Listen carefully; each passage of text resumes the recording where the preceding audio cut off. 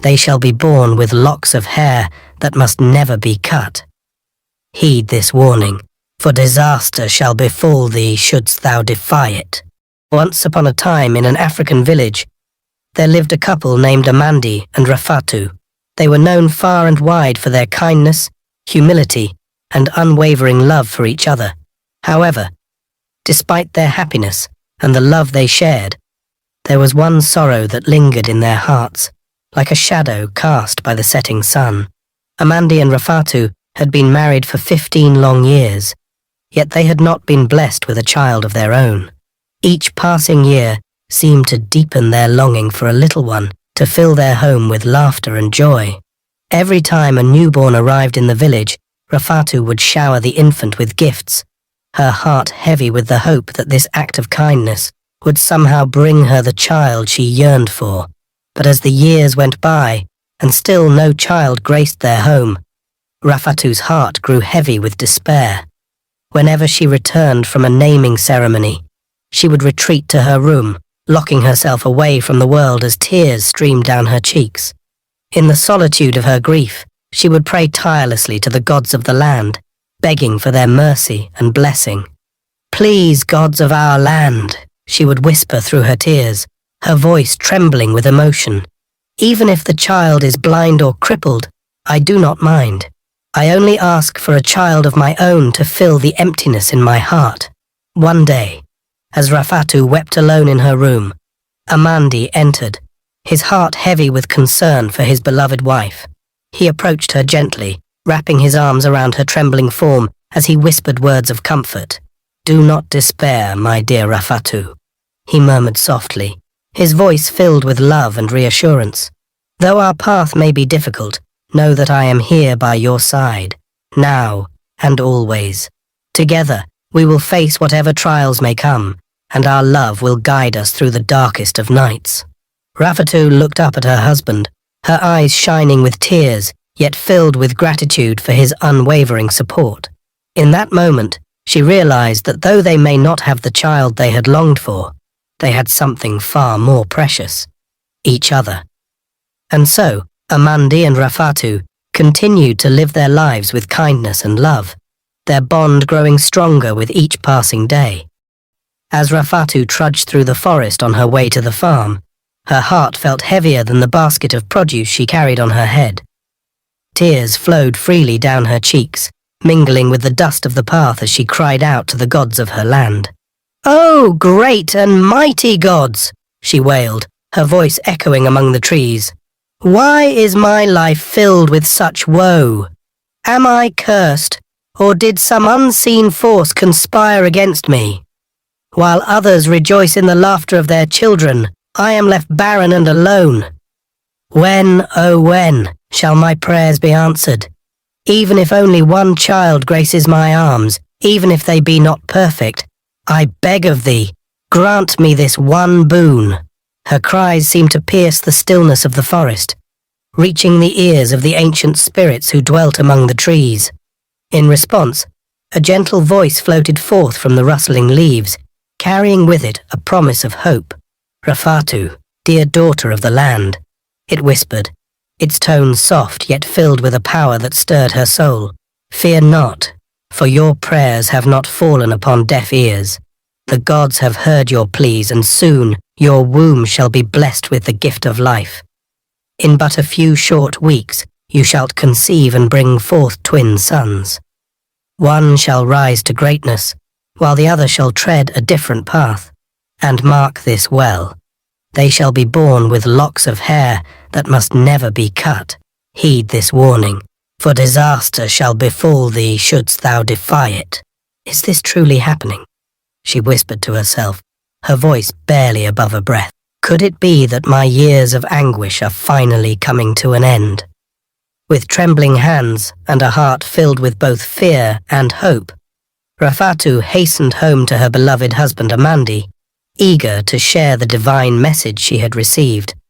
But when she recounted her encounter to him, he shook his head in disbelief. "Dear Rafatu, my beautiful beloved wife," he said, his voice tinged with skepticism, "I understand you are yearning for a child, But let not your desperation cloud thy judgment. Surely someone hath played a trick upon you, and you have innocently fallen for their deceit. Let us not place too much faith in such fanciful tales. Though Amandi's words brought doubt to her heart, Rafatu could not shake the feeling that the voice she had heard carried a truth far greater than any skepticism could diminish. And so, she clung to the promise of the gods, praying tirelessly that their blessing would soon come to pass. Several weeks passed, and true to the voice's prophecy, Rafatu found herself with child. Months later, she gave birth to 2 beautiful baby boys, whom they named Obi and Chuka. The entire village rejoiced at the arrival of the twins, celebrating their birth with a lavish naming ceremony. 5 years had passed since the twins Obi and Chuka were born, and the village had witnessed their growth with fondness and admiration. On this particular day, the brothers were engrossed in a game in the backyard, their laughter filling the air as they played. Suddenly, their carefree moment was interrupted by the appearance of a venomous snake, its slithering form coiled and ready to strike at Mr. Amandi, who was nearby. In a flash, Obi sprang into action, his instincts guiding him as he swiftly grabbed the serpent and subdued it, saving his father from harm. Mr. Amandi stood in stunned silence, his heart pounding with gratitude and disbelief at his son's heroic act. With trembling hands, he called out for Rafatu, his voice filled with urgency and amazement, wanting her to witness the incredible feat their son had just accomplished. Rafatu rushed to her husband's side, her eyes widening in astonishment as she beheld the scene before her. Seeing Obi standing tall, his chest puffed out with pride, she couldn't help but feel a surge of emotion welling up within her. Filled with a sense of wonder and disbelief, Rafatu turned to her husband, her voice trembling with excitement. "Do you remember the voice that spoke to me all those years ago, promising us a child of great power and greatness?" she exclaimed. "Could it be that Obi is the one destined to fulfill that prophecy, to become the mighty hero we were told of?" That day, Rafatu prepared a sumptuous feast to celebrate Obi's bravery, filling the air with the tantalizing aroma of her cooking. As they gathered around the table, Amandi and Rafatu showered Obi with praise for his courageous act, though they couldn't help but voice their concern. "Obi, my brave son," Rafatu began, her voice tinged with a hint of worry. "You should have called out to your father for help instead of risking yourself."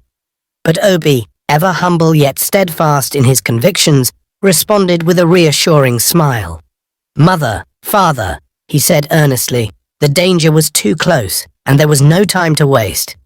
I didn't want to startle father, so I acted quickly to protect him." As they dined on Rafatu's delicious cooking, the praise and attention lavished upon Obi filled the room with warmth and admiration. However, amidst the joyous atmosphere, a shadow of jealousy began to creep into Chuka's heart.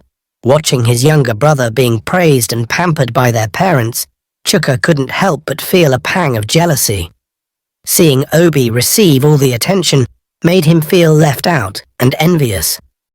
One day, as they returned from the farm, Chuka approached his father and expressed his desire to be rid of his dreadlocks, feeling tired of them. Mr. Amandi recalled the words spoken by the mysterious voice to his wife, advising them not to hesitate if any of their children wished to cut their hair. Without hesitation, Mr. Amandi fetched a pair of scissors from the house and proceeded to cut off Chuka's dreadlocks. Chuka beamed with happiness at the newfound freedom from his long hair, feeling relieved and content with his decision. One fateful morning, a hunter set out into the bush with hopes of securing game to sell at the next village market and provide for his family. However, as he ventured deeper into the wilderness, tragedy struck. A massive lion, lurking in the shadows, ambushed the hunter, overpowering him and ultimately claiming his life. As dusk approached and the hunter failed to return home, his worried wife grew increasingly anxious. Unable to bear the uncertainty any longer, she braved the gathering darkness and sought help from the king. Concerned for the welfare of his subjects, the king immediately dispatched a team of youths and seasoned hunters to search for the missing man. After a thorough search, the rescue party stumbled upon a grisly scene. the lifeless body of the hunter lying motionless on the ground, his fate sealed by the savage attack of the lion. Shock and sorrow swept through the group as they somberly carried the fallen hunter back to the village. News of the tragic incident spread like wildfire, sending waves of fear and apprehension throughout the community. With uncertainty looming over their once peaceful village, precautions were swiftly implemented. Villagers were instructed to travel in groups when venturing into the fields or embarking on hunting expeditions, wary of the unseen dangers lurking in the wilderness. Gathered in the village center, the people looked worried and confused. They wondered why their peaceful village was suddenly in turmoil. "Are the gods angry with us?" one person asked nervously. "Have we done something to upset them?" Others nodded, sharing the same concern. "Could there be a dangerous animal nearby?" someone else suggested, eyeing the surrounding forest warily. As they discussed, their fear grew.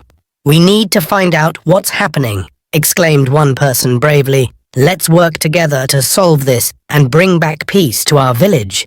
With a sense of unity and determination, the villagers joined forces to confront the menace that had disrupted their tranquil way of life. Guided by the experienced hunters, they ventured deep into the forest, their hearts heavy with worry, but their spirits strong with resolve. However, their hopes were dashed when, out of the shadows, a fierce lion emerged, its imposing figure striking fear into the hearts of the hunters. In a flurry of claws and teeth, the beast attacked with savage ferocity, overpowering the villagers and leaving devastation in its wake.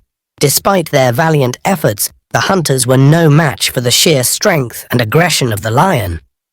Amidst the chaos and tragedy, only one hunter managed to escape the brutal assault, fleeing back to the village with a heavy heart and a harrowing tale to tell.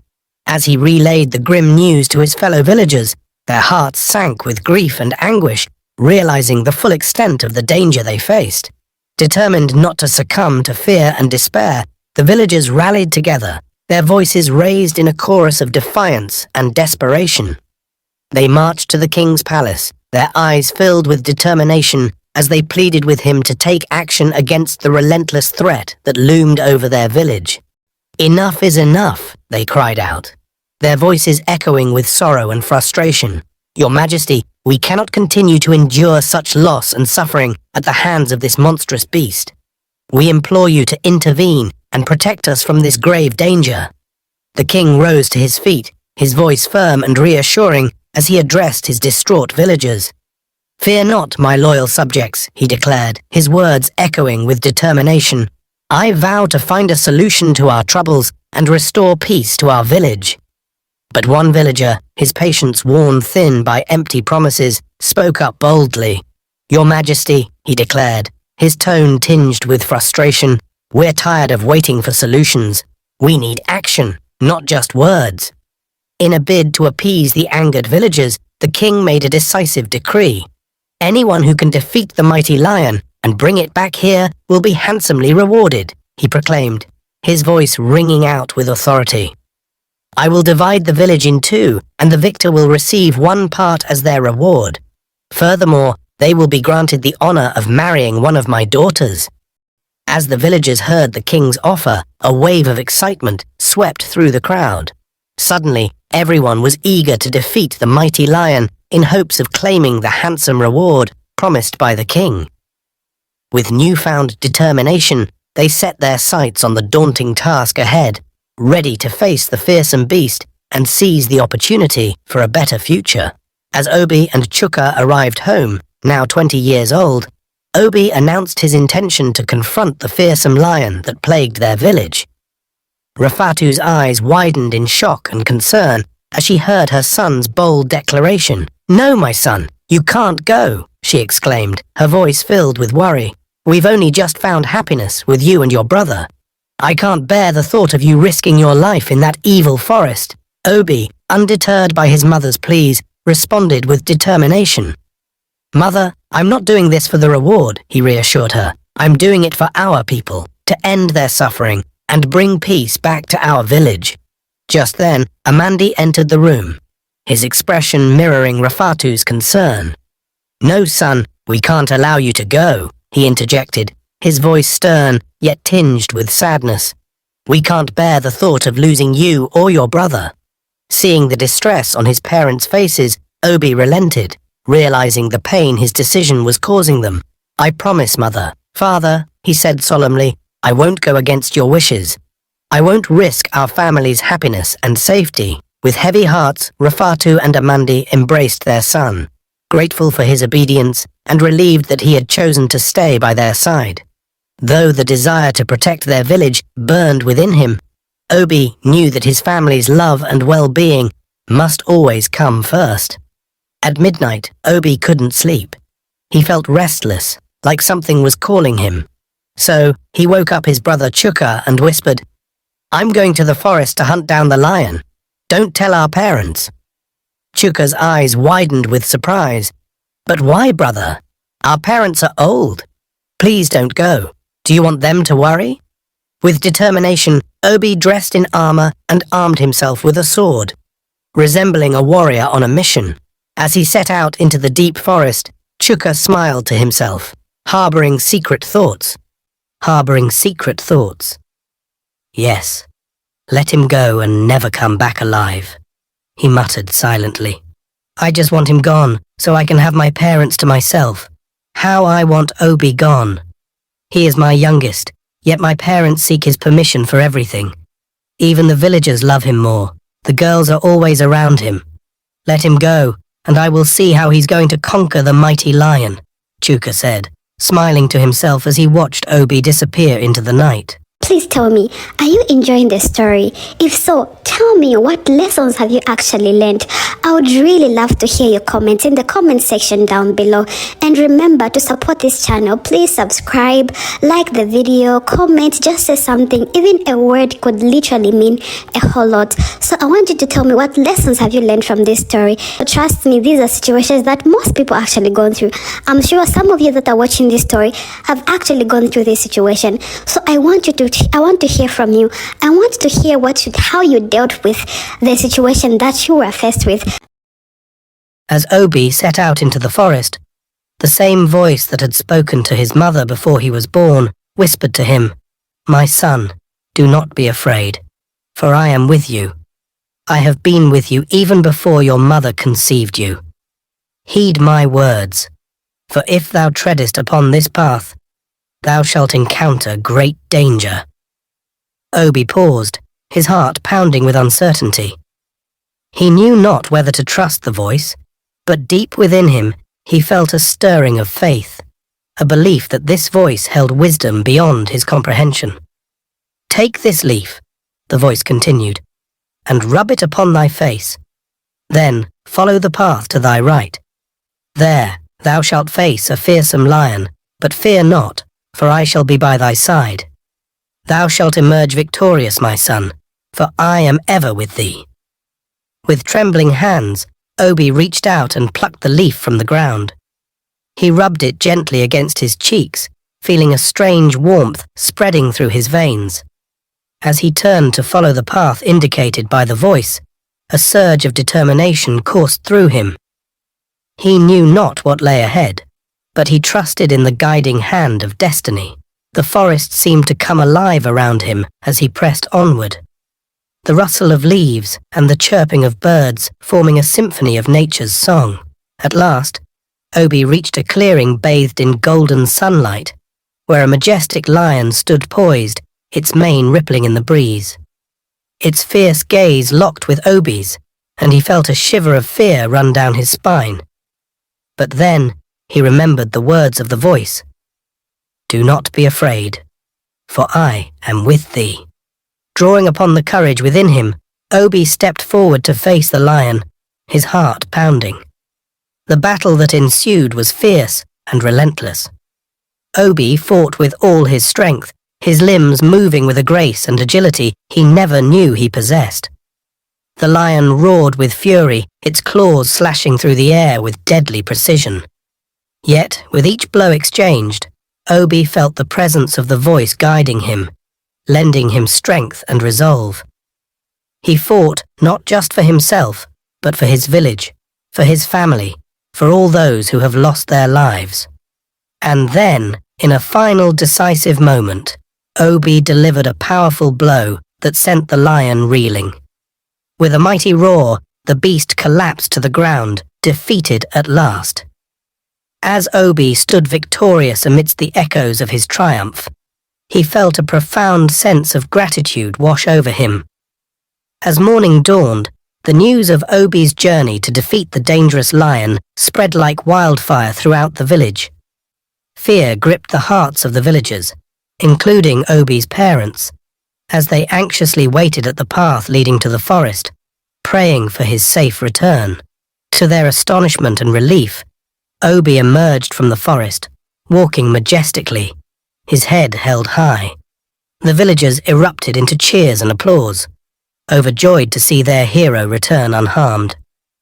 Obi's parents rushed forward, tears of relief streaming down their faces as they embraced their brave son. However, amidst the jubilation, one figure stood apart, Chuka, Obi's twin brother. While he outwardly pretended to share in the happiness of Obi's safe return, a storm raged within him. He had harbored deep-seated resentment towards his brother for years, and seeing Obi emerge victorious only fueled his anger further. As the villagers celebrated Obi's triumph, Chuka's heart boiled with jealousy and bitterness. Not only had Obi survived the perilous journey, but he was also being praised and honored by the villagers. And to make matters worse, Obi was now set to become second in command to the king, a position that Chuka had always coveted. With a heavy heart burdened by envy and hatred, Chuka watched as Obi was cheered to the king's palace by the jubilant villagers. Soon, the entire village had gathered at the palace, eager to catch a glimpse of their hero and celebrate his bravery.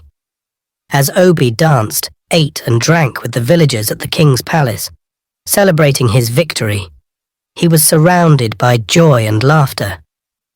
The air was filled with the sound of drums and cheerful voices as everyone rejoiced in his bravery.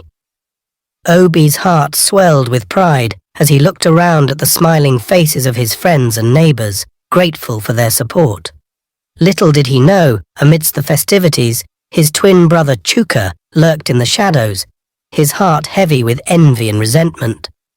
While outwardly pretending to join in the celebration, Chuka's eyes burned with jealousy as he watched Obi being showered with praise and admiration. The day after the celebration, the king summoned Obi and presented him with a choice: to marry one of his 5 daughters. To everyone's surprise, Obi chose the youngest daughter. This decision stirred up jealousy, especially in the eldest daughter, who had always harbored feelings for Obi. She admired his strength, bravery, and handsome looks, and had secretly hoped to marry him.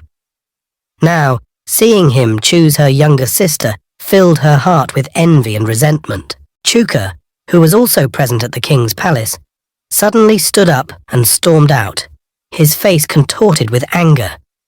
The sudden departure surprised everyone, but Obi quickly stepped in to diffuse the tension.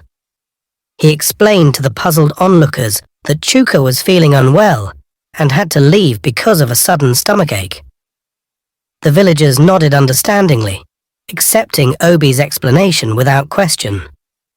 With the situation calmed, the king proceeded with his plans. He fixed a date for Obi's coronation, which would also serve as his wedding day to the princess. Excitement rippled through the crowd as the announcement was made, and the villagers eagerly began making preparations for the grand event. Obi, though grateful for the king's generosity and eager to begin his new life as both a prince and a husband, couldn't shake off a nagging feeling of unease. He couldn't help but wonder what had caused Chuka's sudden outburst and whether his twin brother was truly unwell or if there was something more troubling him. Despite these concerns, Obi remained determined to focus on the joyous occasion ahead. When Obi returned home, he sought out Chuka to confront him about his sudden departure from the king's palace. "Why did you leave like that?"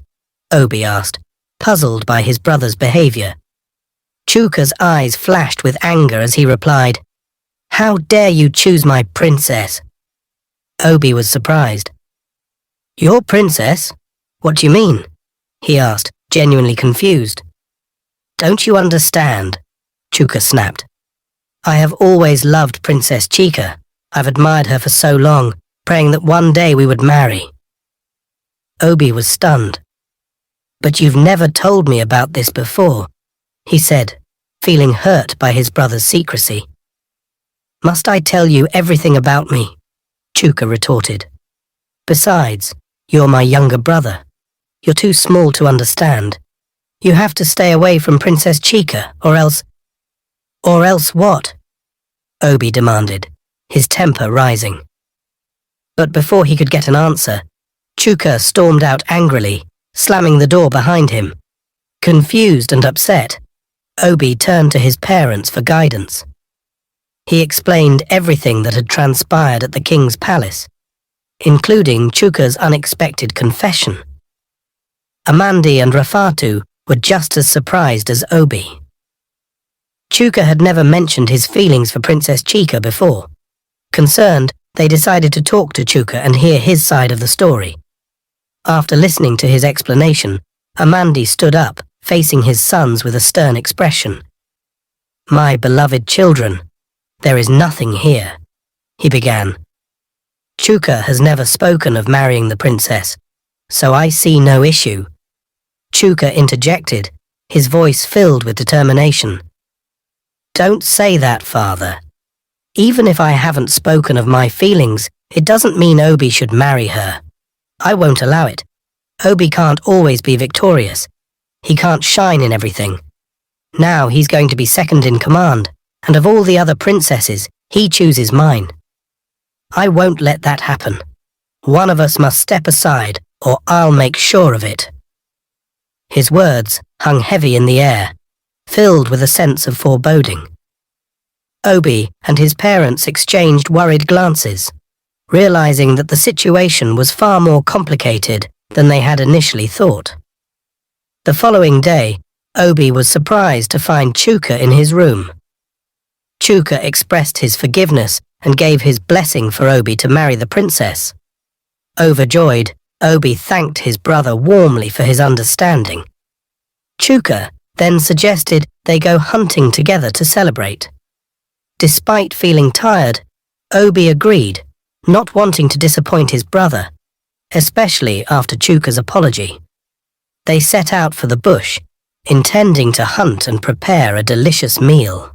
As they journeyed, they encountered the king's eldest daughter, who had come to apologize to Obi for her behavior at the palace. Obi accepted her apology graciously, understanding the pain she felt. Before parting ways, she insisted on joining them for the hunt, much to the surprise of Obi and Chuka. However, Obi hesitated, explaining that women in their village didn't participate in hunting, and it would anger the king if he found out. But the princess was determined to learn, and eventually they relented, agreeing to let her come along. As they ventured deeper into the forest, they were suddenly ambushed by 20 mysterious men. Before Obi could react, they seized him and started dragging him. While the strangers were dragging Obi away, Chuka and the princess watched and started laughing. That's good for you. I told you I would deal with you. You think you can triumph over me? Chuka sneered.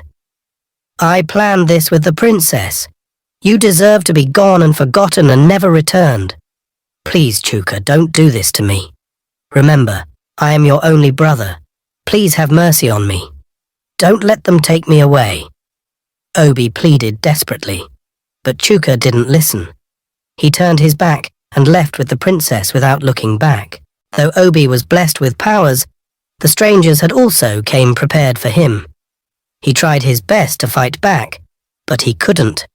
They had used charms to take away his power.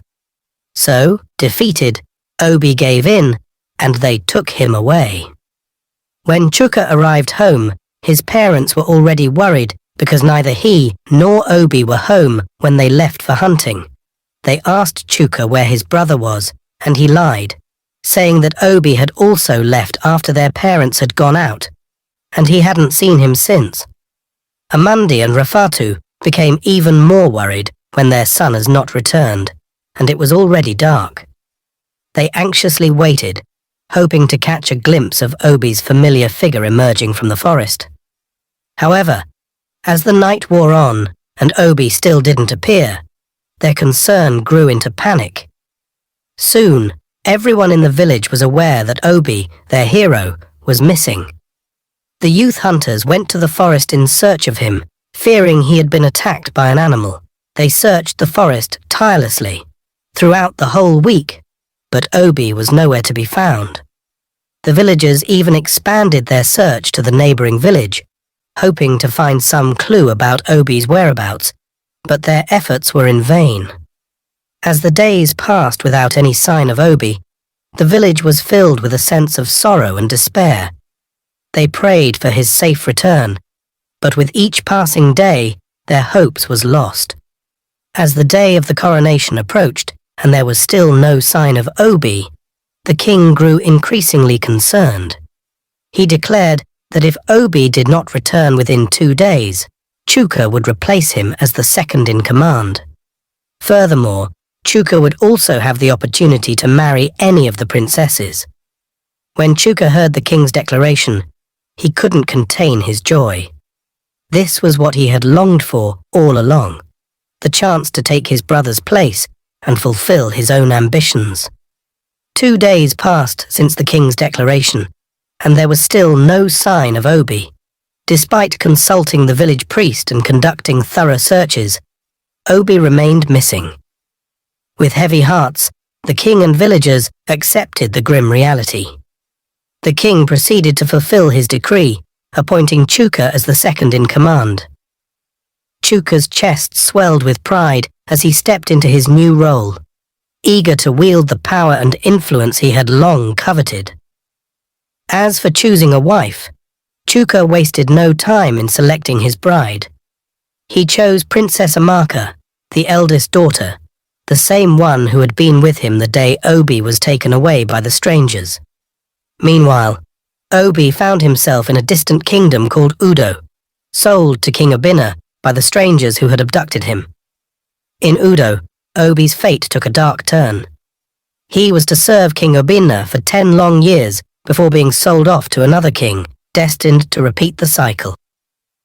Life in Udo was harsh and unforgiving. Obi was subjected to cruel treatment, forced to work tirelessly on the king's farm without adequate food or rest. His only solace was a meager meal provided once a day. To make matters worse, Obi was deprived of sleep, forced to stand guard at the king's palace alone throughout the night. As the days turned into weeks and the weeks into months, Obi's spirit began to wither under the weight of his suffering. The relentless abuse and loneliness gnawed at him, leaving him longing for escape. There were moments when he wished he had never survived the ambush, for the torment of his existence seemed unbearable. As Obi worked hard in the king's garden under the hot sun, he started feeling very hungry because he hadn't eaten for a long time. A maid who was watching him noticed how tired and hungry he looked. She felt sorry for him and decided to help. Quietly, she gave Obi some food she had taken from the palace kitchen. "Here," she whispered, giving him the food.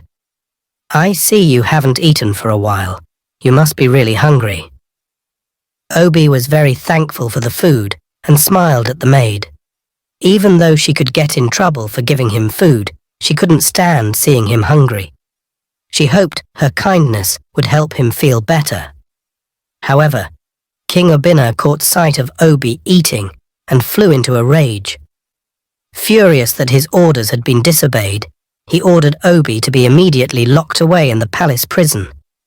The maid, who had shown compassion to Obi, was fired as punishment for her disobedience to the king's commands. After the palace maid was sent out of the palace, never to return, King Obinna ordered the guards to lock Obi up in the palace cell, never to be served food for 3 days. One night, as Obi was sleeping, a voice reached out to him, saying, "Obi, my son, thou shalt not be afraid, for I have been with you even before you were born." Obi opened his eyes, scared, trying to know where the voice was coming from. "Who are you and what do you want from me?" he asked. "I am your protector, and I have come to give you something special that you will be needing soon. Now stretch out your hands, close your eyes." When Obi opened his eyes, he was surprised to see a native chalk on his hands. "What does this mean?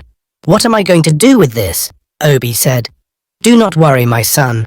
You shall know soon, and when the right time comes, you will use it whenever you feel you are tired or losing strength. You are protected, Obi, my son. You are protected." 2 weeks later, the queen felt sorry for Obi and asked her husband, the king, to let him out of the palace cell. King Obinna reluctantly agreed, and Obi was set free. One day the king sent Obi to the forest to get some herbs. But Obi got lost while trying to find his way back home. He wandered around the forest for 2 hours and ended up in another village.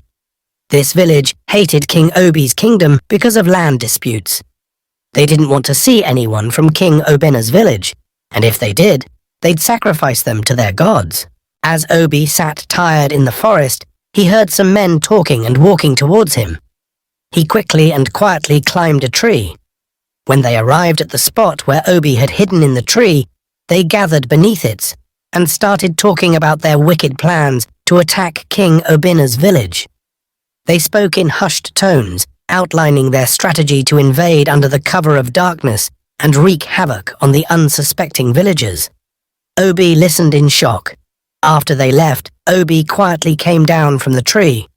As he was about to start finding his way back home, then the same voice appeared to him again, saying, "Obi, my dear son, don't be afraid.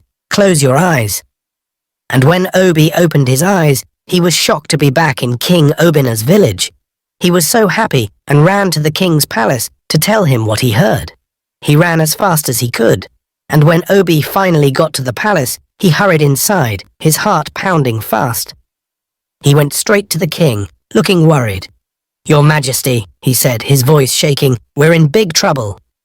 King Obinna, already angered by Obi's tardiness, scolded him harshly. "You son of nobody! How dare you barge in on me? Who raised you?"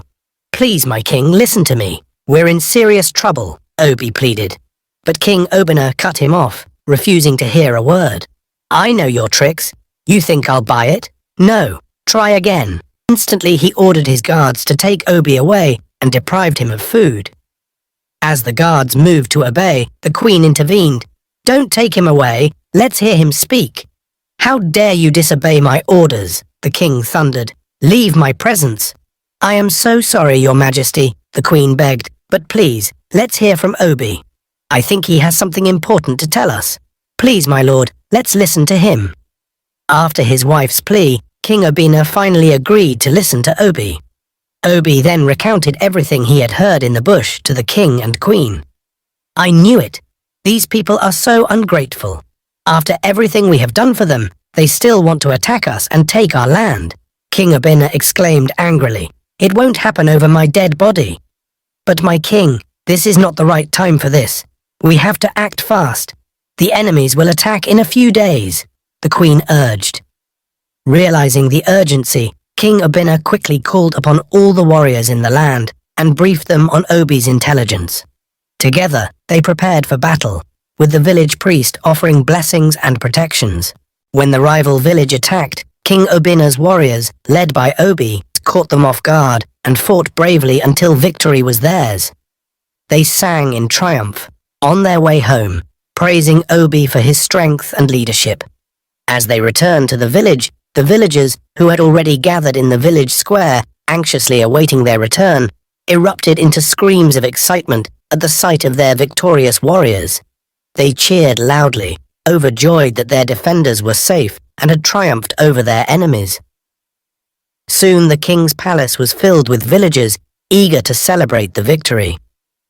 Addressing his people, King Obinna said, "My people, we thank our gods for this victory, and I want to extend my gratitude to Obi for his bravery. Despite how bad I have treated him in the past, he selflessly saved us from our enemies." The king's words filled the air with admiration and respect. "From today onward, Obi shall lead our warriors as their head and stand as the second in command of our great kingdom," the king declared, his voice resounding with authority. and if any of you wish to see me, you must first pass through Obi." Obi was stunned by the king's proclamation and humbly thanked him for the honor and trust bestowed upon him. "I promise to serve you with all my heart, your royal majesty," he exclaimed, gratitude shining in his eyes. The following day, King Obinna approached Obi and asked him how he had come to be abducted and sold to him by the strangers. Obi proceeded to recount the harrowing tale of his abduction, leaving King Obinna shocked. That someone, even a blood brother, could commit such abominable act. After listening to Obi's story, the king then asked if Obi wished to return to his own people. Obi paused for a moment, then replied, "Not now, my king. I will go back to my people at the right time." King Obinna nodded solemnly, understanding Obi's decision. He vowed to support Obi in whatever path he chooses, grateful for the bravery and loyalty he had shown to the kingdom. Back in Obi's village, Chuka had risen to the position of second in command, and the king had entrusted him with half of the village. However, with his newfound power, Chuka began to abuse his authority. He started behaving recklessly, seizing people's land and belongings. Anyone who dared to disobey him faced severe consequences, as he would claim their wives and force them to serve him. When the king heard about Chuka's mischief, he invited him to the palace. "Chuka," the king began, his voice serious but calm, "I've heard troubling things about your actions. It's important to use your power responsibly and treat others with fairness and kindness." Chuka, feeling defensive and frustrated, listened reluctantly. "But your majesty," he protested, "I'm only doing what I think is best for the village." The king sighed, understanding Chuka's perspective, but also recognizing the harm his actions were causing. "Chuka," he replied firmly, "you must understand that your actions have consequences. I expect you to respect my authority and the well-being of our people." Despite the king's words, Chuka felt angry, and he walked away from the king, still believing he was right. When Chuka returned home, he told his wife, Princess Amaka, about how the king scolded him. "My husband, don't listen to my father," Princess Amaka reassured him. "He's always been like this, thinking he's smart. Don't worry, we'll handle him. Maybe he won't even be around to tell the story." Curious, Chuka asked, "What do you mean, my queen?" But Princess Amaka simply replied, "Don't worry, you'll understand when the time comes." Despite the king's warnings, Chuka persisted in his wrongful behavior, mistreating the villagers and seizing their possessions by force.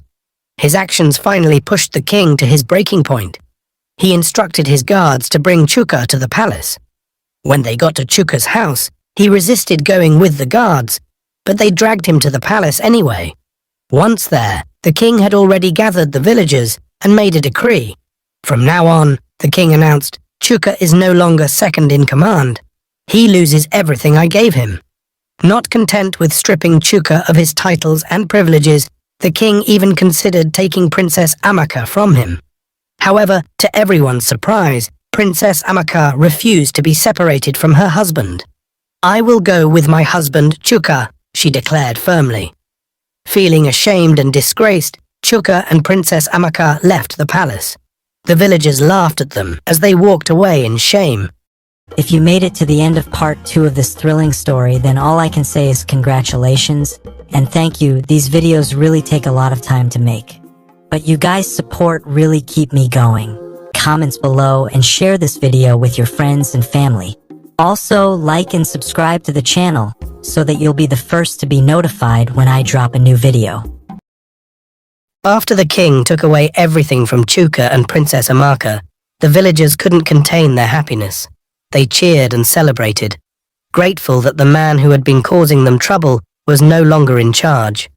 To mark the occasion, the king hosted a big feast at his palace. Everyone in the village attended, and there was singing, dancing, and plenty of food to go around.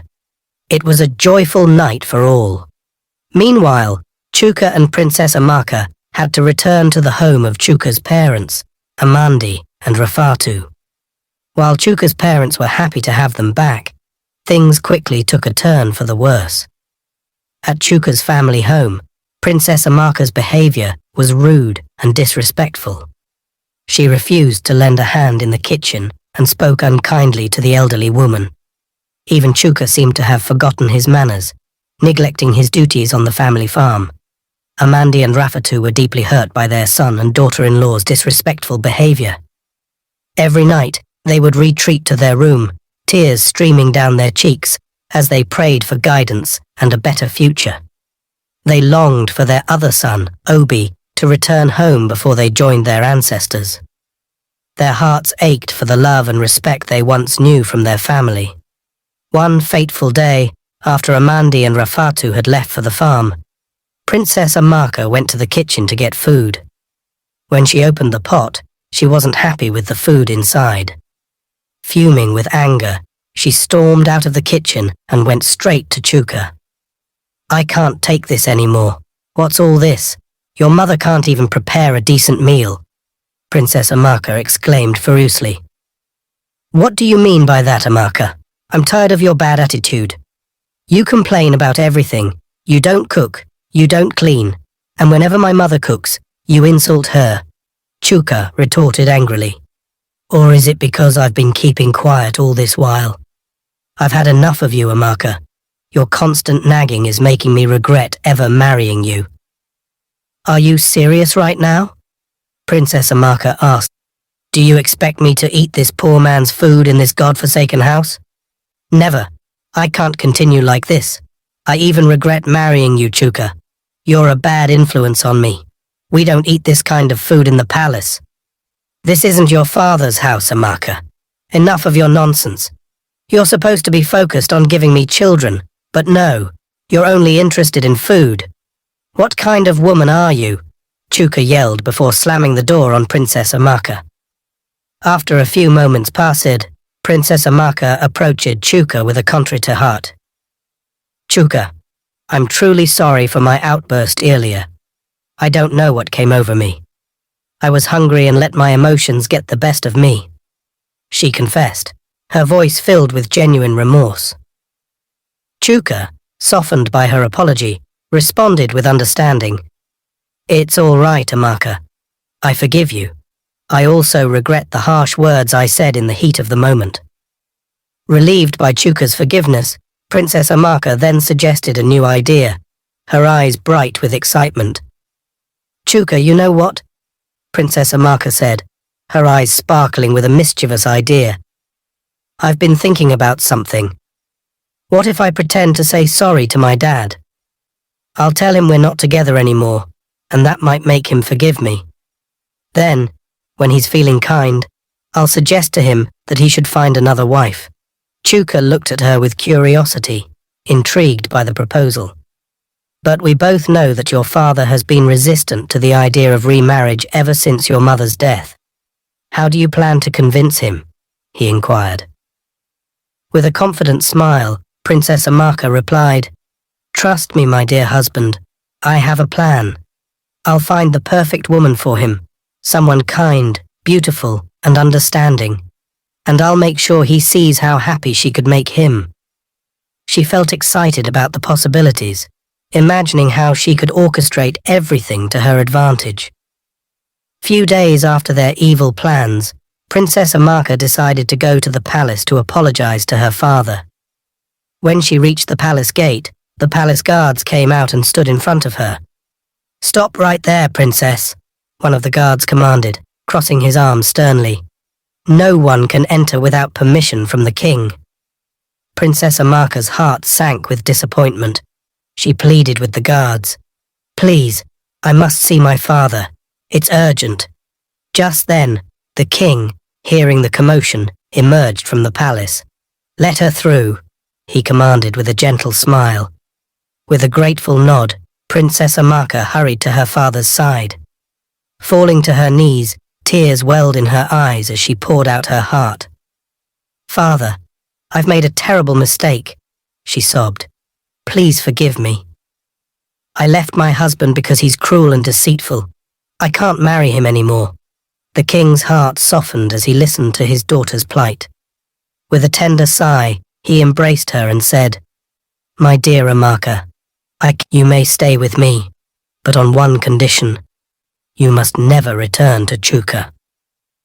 I promise, father, I'll never go back, Amaka exclaimed with determination. A week passed, and Princess Amaka summoned her courage to speak to the king once more. Father, may I have a word with you? She asked timidly.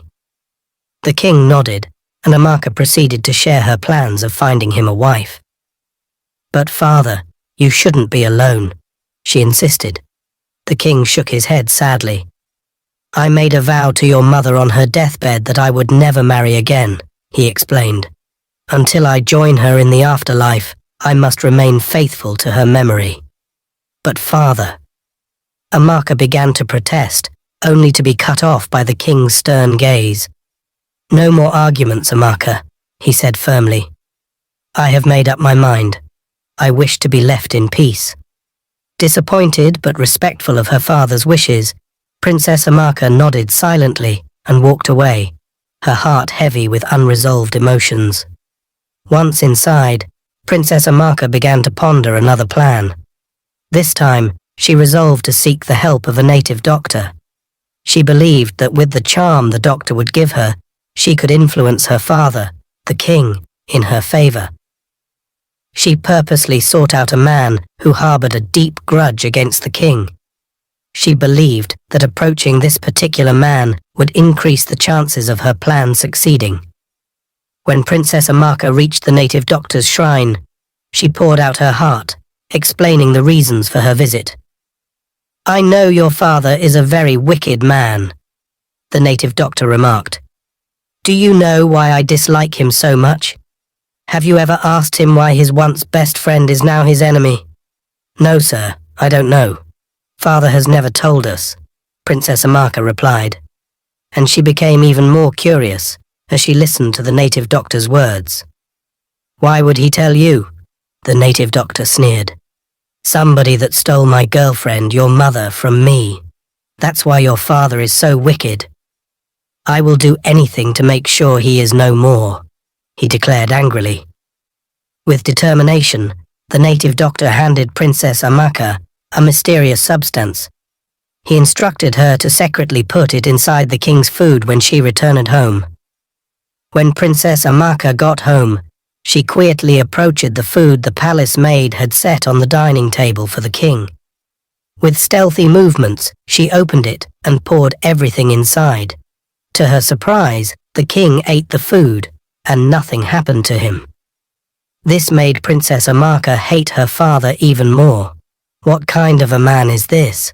Why did he refuse to leave this world? I am so tired of this old man, she muttered to herself. Later, while everyone was asleep, Princess Amaka quietly sneaked out of the palace and went to Chuka's house. Chuka was overjoyed to see her, thinking that Princess Amaka must have gotten rid of the king. However, Princess Amaka explained everything that had happened to him. Chuka was frustrated and disappointed. You couldn't carry out a simple task. Look at how dumb and slow you are, Chuka said angrily. Oh, please, Mr. Man, how dare you talk to me like that? Do you know what I have been through because of you? Please give me a break, Amaka retorted, feeling defensive. Okay, I understand. We'll do things my way this time around. How about we bribe the guards and then seize your father and your sister Chika? We can then sell them to the same guys we sold my brother Obi to, Chuka suggested. Oh, what a brilliant idea. You are so smart, my love, Princess Amaka said with a smile on her face. Once they managed to bribe the palace guards, Chuka and Princess Amaka swiftly put their plan into action. They grabbed the king and Princess Chika, whisking them away to the bush where they were sold to the very same strangers who had taken Obi. Despite Princess Chika and the king plea for mercy, Chuka and Princess Amaka remained unmoved. With hearts hardened by their thirst for power and revenge, they turned their backs on the king and Princess Chika, leaving them behind in anguish and despair. After Chuka crowned himself king and named Princess Amaka as his queen, they ruled the kingdom together. Their reign was marked by harsh rule and cruelty, causing the villagers to suffer greatly. The hardships they faced under Chuka's previous rule were now even worse.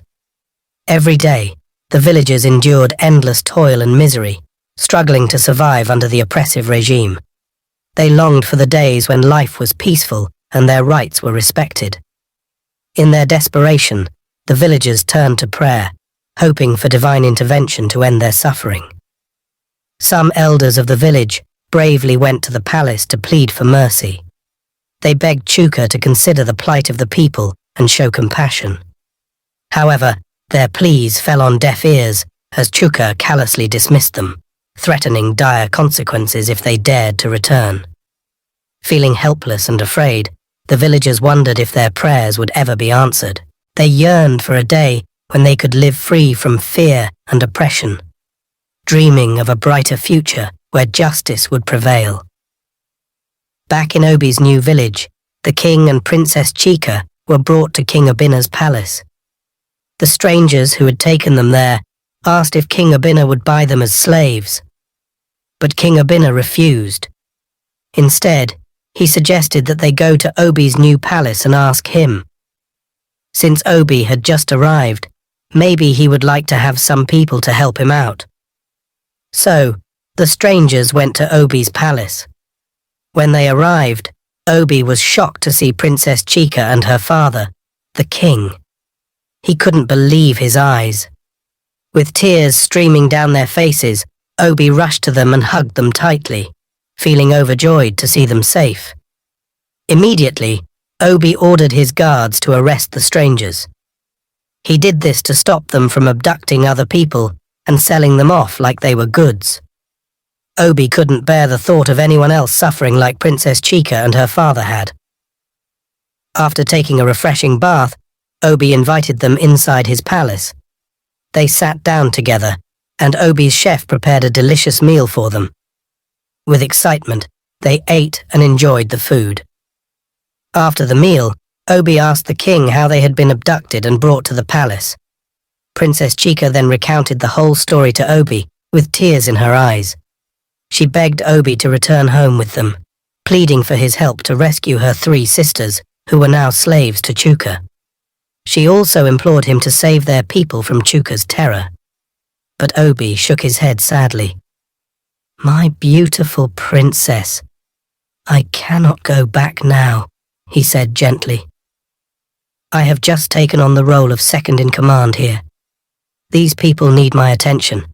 I cannot leave them now, my princess. I am sorry." "What about your parents? Don't you have feelings for them anymore?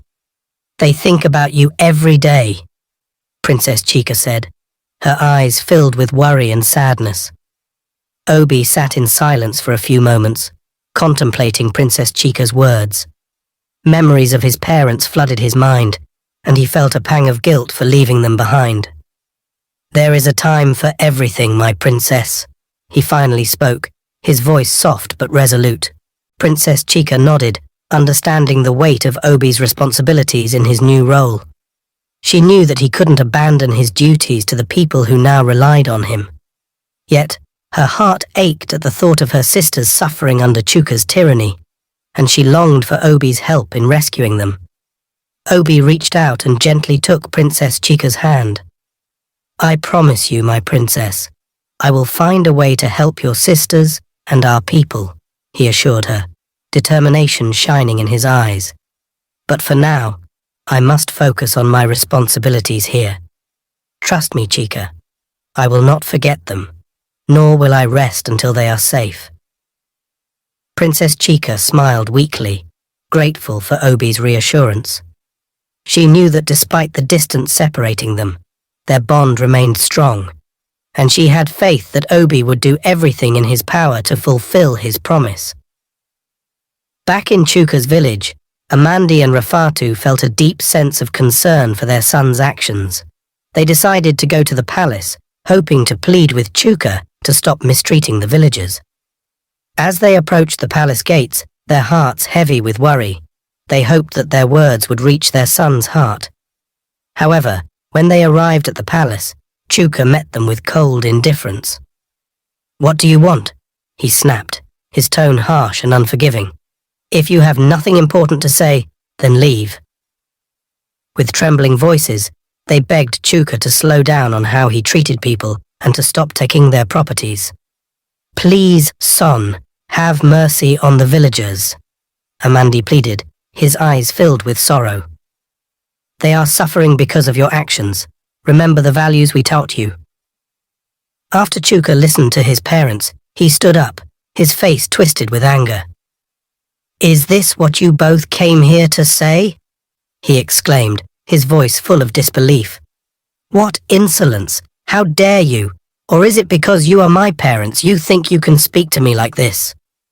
With a commanding tone, Chuka declared that Amandi and Rafatu were no longer allowed to come to the palace, and to make matters worse, he ordered that their farmland be taken away from them. It was like a thunderbolt striking down their hopes and dreams. Amandi and Rafatu couldn't believe what they were hearing. They had never imagined that their own son, now king, would treat them with such cruelty.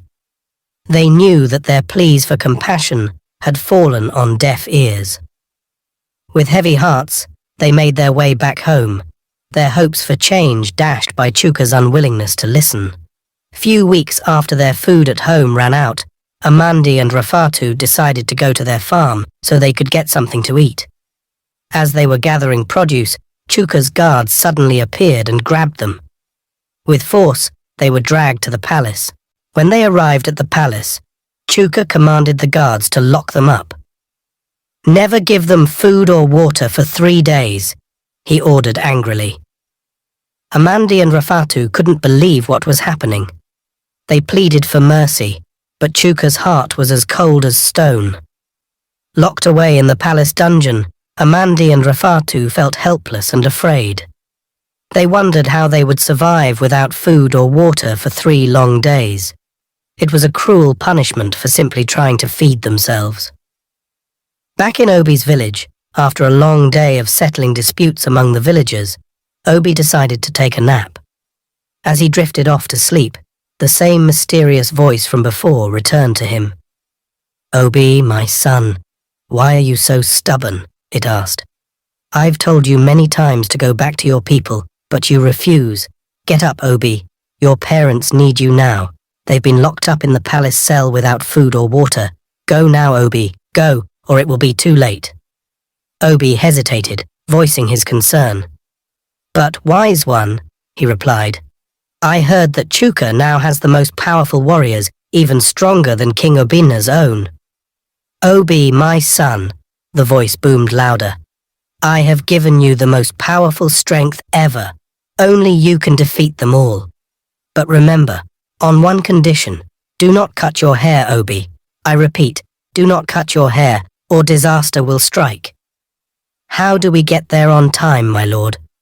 Obi asked, feeling anxious about the distance of their village. "Take this chalk," the voice instructed. "Rub it on your palm, along with the princess and her father.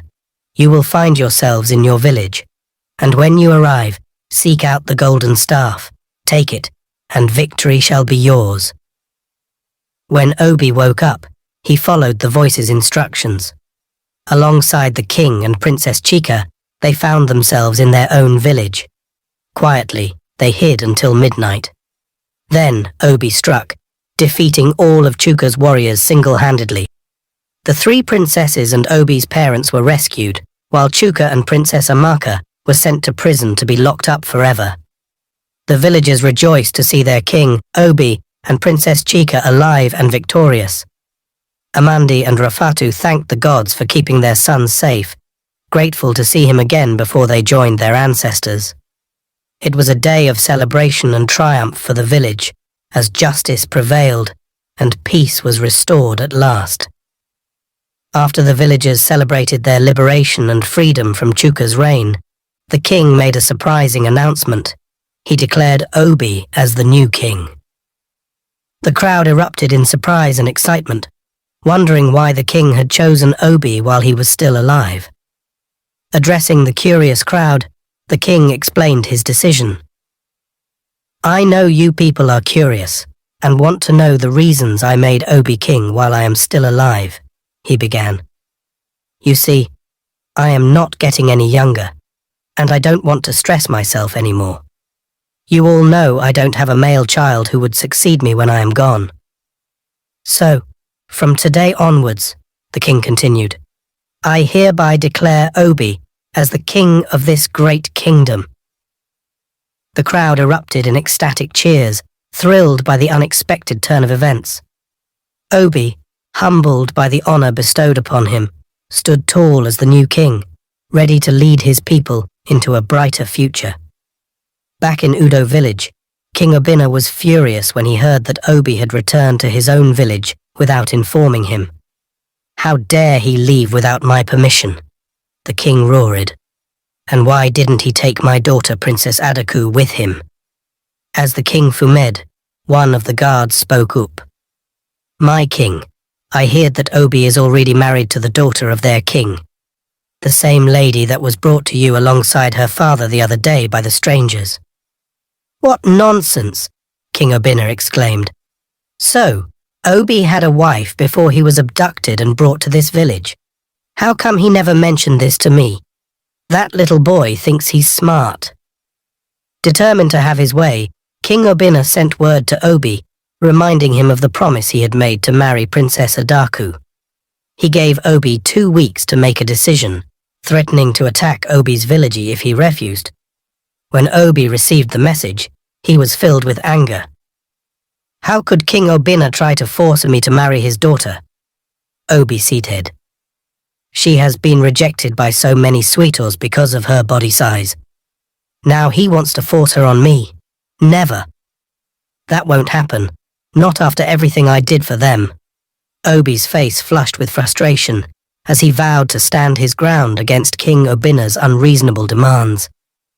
Amandi overheard his son shouting in anger, prompting him to approach Obi.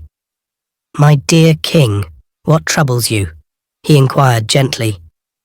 Obi then proceeded to confide in his father, sharing all that had transpired. After listening attentively to his son's account, Amandi let out a heavy sigh. You see, my dear son Obi, aren't you tired of fighting? Are you not tired of war? He questioned softly. Please, my son, let us tread with caution. You know the king has been good to you, Obi retorted with frustration. But father, I have been good to him too. I saved his village from being attacked by their rivals. He should be grateful for that. I know, my son, Amandi conceded. But what will you gain if you go to war with them? I know you will definitely emerge victorious, but there is no need for anger. Just marry his daughter and let peace reign. You can divorce later if you like. Obi's frustration grew as he spoke with his father. Father, have you seen Princess Adaku? She's so big and intimidating. Many men have said no to her. Now King Obina wants me to marry her. I won't let that happen, not ever. Obi's voice was filled with determination. That can't happen. Never, father. With that, Obi stormed off, leaving his father behind, his heart heavy with conflict. When Obi stepped inside, he was startled by Princess Chika's unexpected suggestion. Why would you even think that, my love? Obi asked, feeling bewildered. Are you suggesting I marry the princess, even if I don't love her? Aren't you upset that I want another wife? What's going on? Princess Chika sighed softly, her eyes reflecting weariness. I just want peace, my love, she explained gently. I'm tired of all the conflict. Please, let's not argue. Obi paused, trying to comprehend her perspective. But marrying someone I don't love, it's not right, he insisted. And I can't ignore my feelings for you. Princess Chika nodded, understanding his hesitation. I know, my love, she said softly. Let's choose peace over everything else. Obi's heart softened as he looked into Princess Chika's eyes, realizing the depth of her love and her desire for harmony. All right, he said finally, reaching out to hold her hand. For peace, I'll consider it. After paying Princess Adaku's bride price, Obi brought her home to his palace. However, once there, he noticed a concerning pattern. Princess Adaku would eat and eat until she fell asleep, neglecting her personal hygiene by refusing to bathe for days on end. Despite Obi's gentle reminders to slow down on her food intake due to her worsening weight, Princess Adaku brushed him off. "Please leave me alone, Mr. Man," she'd retort. "Allow me to enjoy my life. Please try and focus on your own business. Since you refused to touch me ever since I came to this godforsaken palace of yours, let me enjoy my best friend, which is food," she'd insist, while continuing to devour large portions of food. Obi couldn't help but feel dismayed and frustrated. He had hoped for a peaceful union, but instead, he found himself regretting his decision to marry Princess Adaku. When Princess Adaku noticed that Obi wasn't paying her any attention, she calmly packed her things and returned to her father's house. Obi couldn't help but feel a surge of joy. He was over the moon. "Finally, this heavyweight champion foodie is out of my life for good," he exclaimed with relief. 5 long years had passed since Obi married Princess Chika, yet she had not conceived a child. Concerned and anxious about the lack of an heir, Obi began contemplating the idea of taking a second wife who might bear him a child. He decided to discuss this with his wife Chika, who reluctantly agreed, but with one condition: he must marry one of her sisters. "Are you serious right now?" Obi asked incredulously, feeling uncomfortable with Chika's suggestion. "No, I can't marry your sister. I won't even consider it. How can I possibly marry 2 sisters? It's unheard of in our kingdom, and I won't be the first person to do it," he declared firmly. When Obi shared his dilemma with Chika's father, he was surprised by his response. Chika's father then revealed that he was actually the one who suggested the idea to Princess Chika in the first place, and the other princess has already agreed to marry King Obi. "We're just waiting for your decision," he said. Obi was dumbfounded. "Are you serious, father? You really want me to marry Chika's sister?" he exclaimed in disbelief. "Yes, my son. It's much better for you to marry her than to marry a stranger we know nothing about," the king explained calmly, hoping to persuade Obi to see the wisdom in his suggestion. A few days later, Obi finally agreed to marry Princess Ada. At first, she seemed friendly and enjoyable to be around, but everything changed when she discovered she was pregnant just a month after their wedding. Suddenly, Princess Ada's attitude completely shifted. Out of nowhere, she started accusing Princess Chika of horrible things, saying she practiced dark magic and even accused Chika of eating her own children. Chika, feeling the weight of her own barrenness, would sometimes lock herself away, crying out loud, questioning the gods for denying her the blessing of children. One day, Rafatu, Chika's mother-in-law, walked in and found her sobbing uncontrollably. "My dear daughter-in-law, wipe those tears away," Rafatu said gently, her voice full of understanding. "Think of our own struggles, how your father-in-law and I endured 15 long years of tears, pain and mockery before the gods blessed us with Obi and Chuka." Chika's tears continued to fall. "But how much longer must I endure, mother? I feel like I'm going mad," she cried out, her voice trembling with despair. "Stay strong, my dear. The gods have their own plans, but they will answer your prayers when the time is right," Rafatu reassured her, placing a comforting hand on her shoulder before leaving her to her thoughts. One day, Chika's friend came to visit her and suggested they go see a native doctor who might have herbs to help Chika have a baby. At first, Chika wasn't sure, but then she remembered how her sister had made fun of her for not having any children. With a sad feeling, Chika decided to go with her friend to the native doctor's place. When they got there, the native doctor gave Chika some special herbs that were supposed to help her get pregnant. Chika then thanked the native doctor before leaving with her friend. She felt hopeful that these herbs might finally make her dream of being a mother come true. The native doctor had given Chika specific instructions to rub the herbs gently on her stomach when she arrived home. Following the instructions carefully, Chica applied the herbs with hope in her heart, longing for the possibility of finally becoming a mother. However, her hopes were dashed when Princess Ada unexpectedly barged into the room. Princess Ada's sudden appearance sent shockwaves through the palace. She began shouting and screaming, accusing Chica of bringing harmful charms into the palace to harm her and her unborn child. Her accusations echoed loudly, drawing the attention of everyone in the palace. Obi rushed to the scene, his heart heavy with disbelief. He couldn't fathom that Chica, the woman he loved, could ever be capable of such a thing. However, the accusations against her cast a dark shadow over their relationship. With a heavy heart, Obi made a difficult decision. Despite his love for Chiki, he knew he had to uphold justice and maintain peace in the palace. Addressing Chiki, Obi gently asked her to move to the maids' quarters temporarily. He explained that until the truth was uncovered, it was necessary for her to stay away from the main chambers.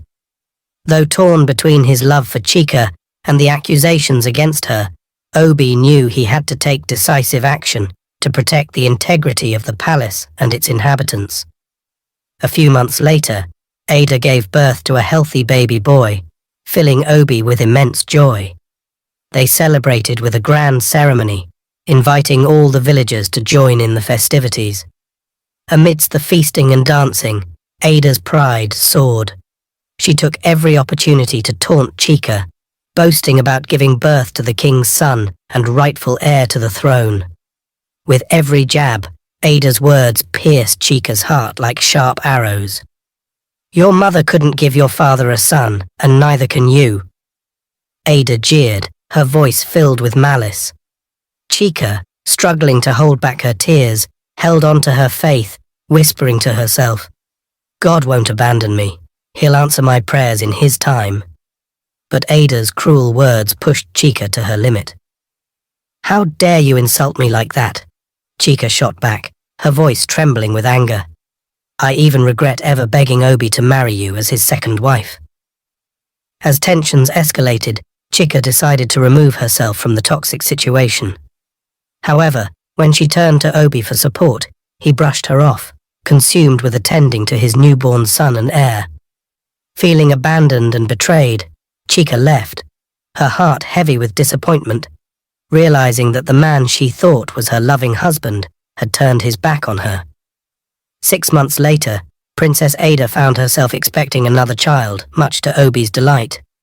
One night, overcome with excitement, Obi decided to pay her a visit to check on her and their unborn baby.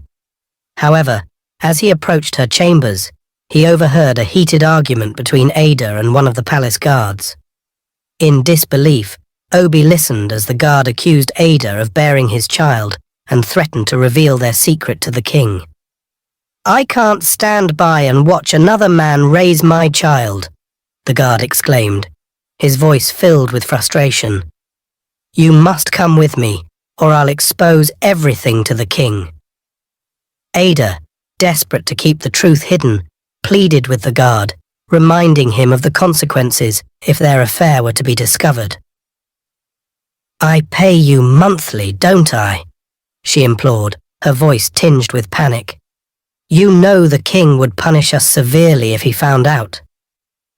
Just then, Obi swung the door open, catching Ada and the guard off guard.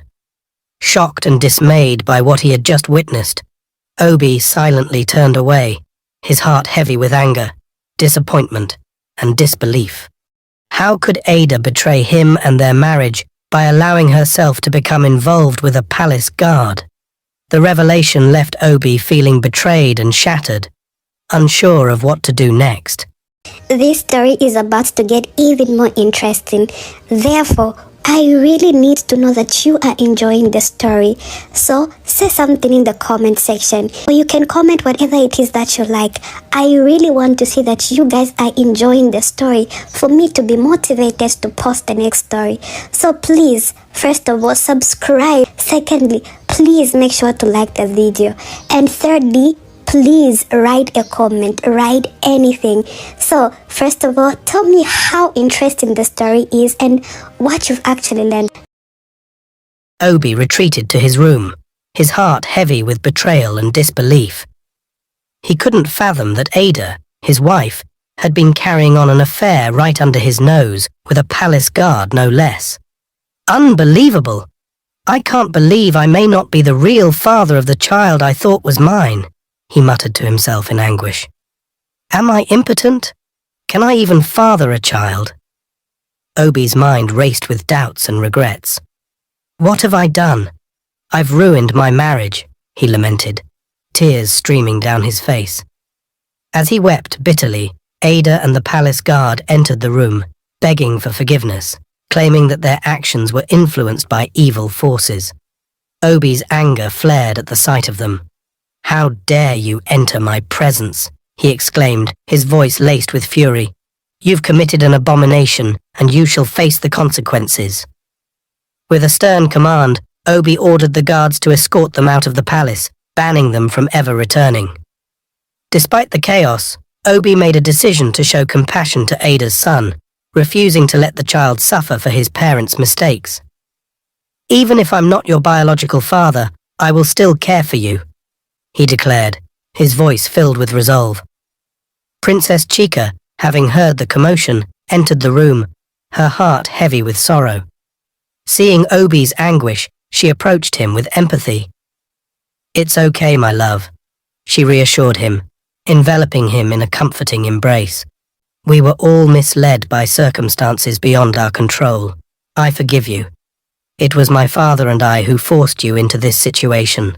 Obi sank to his knees, overcome with gratitude and remorse. Thank you, my darling wife, he whispered, tears of relief and gratitude streaming down his cheeks. I promise to make things right, to cherish and honor you forever. Chica smiled, her heart swelling with love and forgiveness, as they embraced, united once more in the face of adversity. The next day, as the sun peeked through the clouds, Chica found herself with a question nagging at her mind. She approached Obi cautiously, unsure of how he would respond. Obi, she began softly. Why did you choose to keep Ada's child, even though he isn't yours? Obi paused, considering her question carefully before responding. Chica, he said gently, though the child may not be mine by blood, I've grown to love him. He's innocent in all of this, and I couldn't bear to separate him from his only family. Chica nodded, understanding his perspective, but another concern weighed on her mind. But Obi, she continued, what if the father comes back to take his son away from us? Obi's expression softened as he reached for her hand.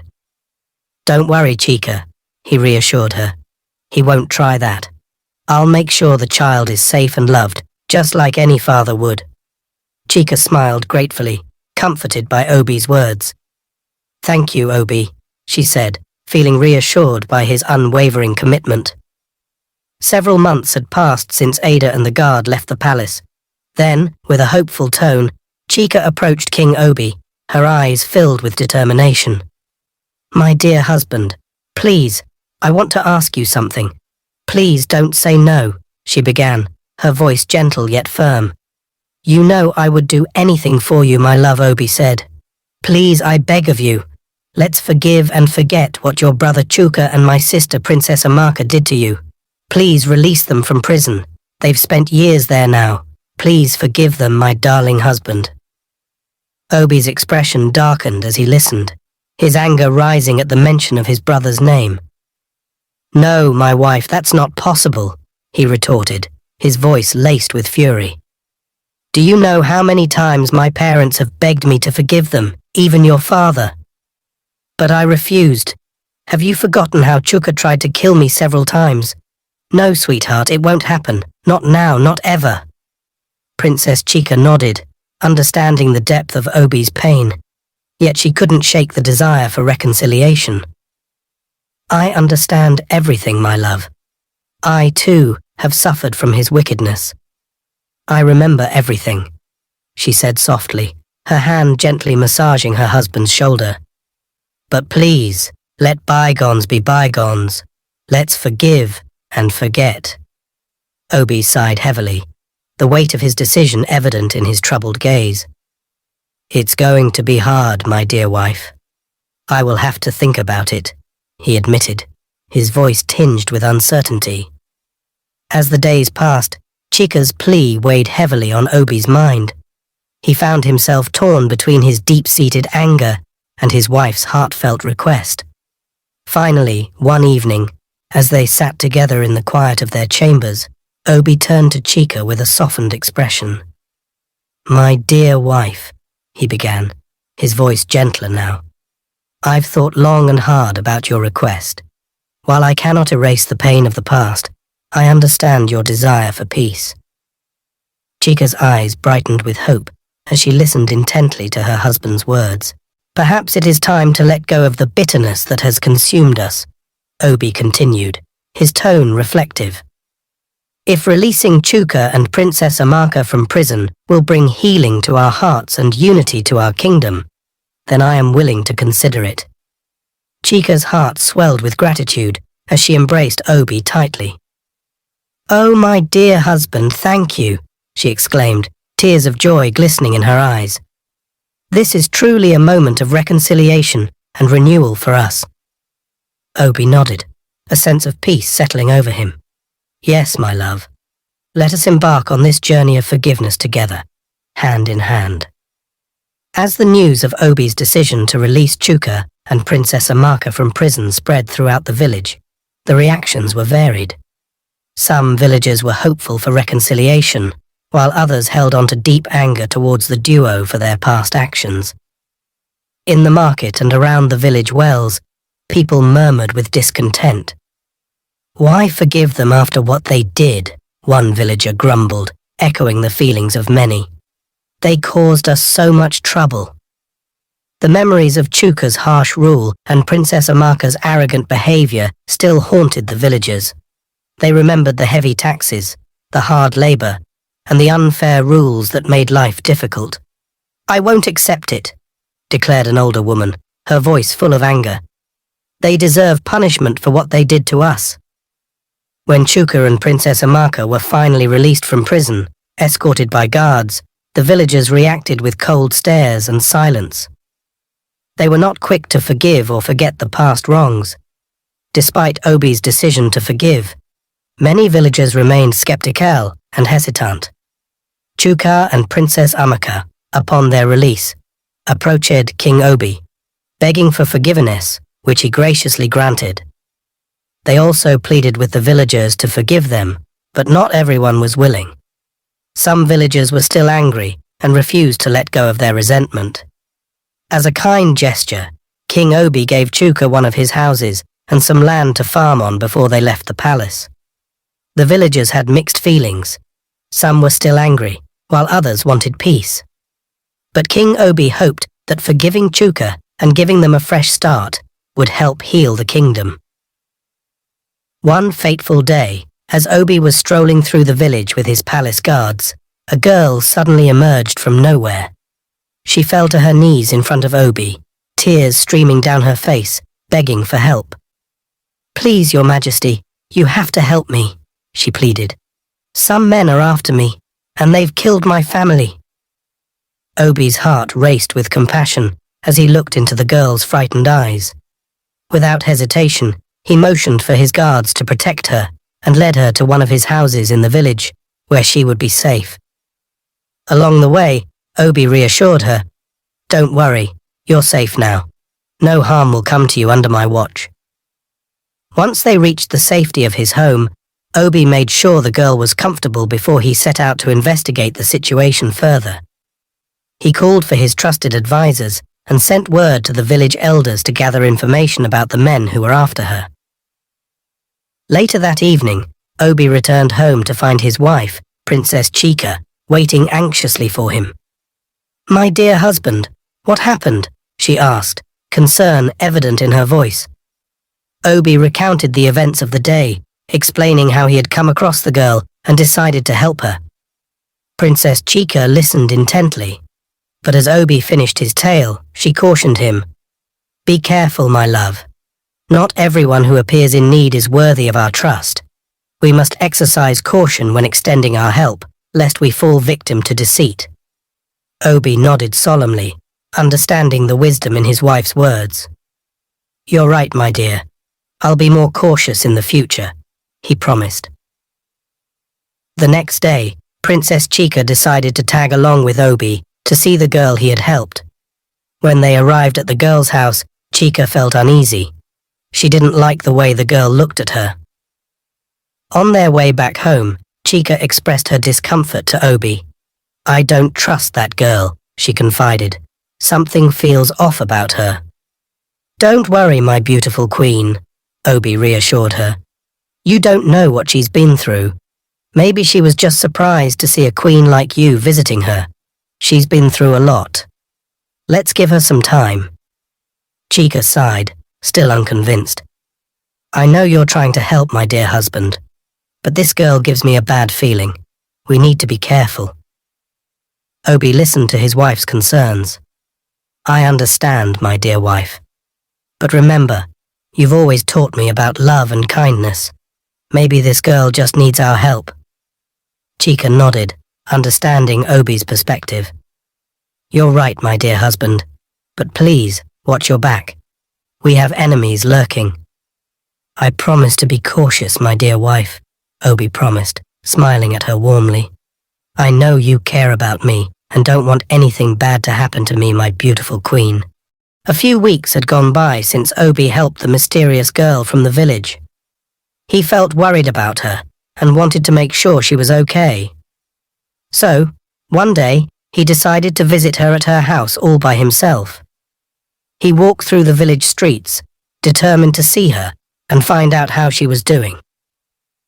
When he reached her house, the girl greeted him with a big smile. She seemed so grateful. Then, she offered Obi a drink, but Obi wasn't sure about it. I don't think I should," he said. But the girl insisted, saying, "Please, my king, take it. It's my way of saying thank you." Obi hesitated for a moment, but eventually agreed. Little did he know, the girl had put something in the drink to make him fall asleep. As soon as Obi took a sip, he started feeling very tired. Before he knew it, he was fast asleep. While Obi slept, the girl took out a pair of scissors and cut off all his hair. Then, she ran away with it, leaving Obi with a bald head. Hours later, Obi woke up and realized what had happened. When he saw his hair was gone, he couldn't believe it. "Who would do such a thing to me? Why me?" he cried, feeling utterly miserable. Suddenly, he heard a voice in his head. It sounded familiar, but Obi didn't know where it was coming from. "Obi, my son, I've always told you to be careful," the voice said sadly. Obi was startled. "Who's there?"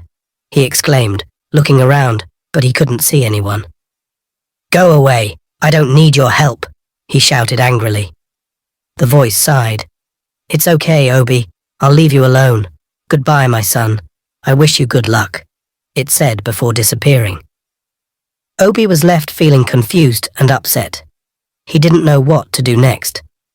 As Obi sat there, feeling lost and betrayed, he couldn't shake off the feeling of anger and sadness. He wondered why someone would do such a terrible thing to him, especially after he had tried to help the girl. Slowly, he got up and made his way back home, his heart heavy with disappointment. When he reached the palace, he was met by concerned looks from the palace guards. "Are you all right, Your Majesty?" one of them asked. Obi shook his head, unable to find the words to explain what had happened. "I'll be fine," he muttered, forcing a weak smile. Once inside the palace, Obi went straight to his room.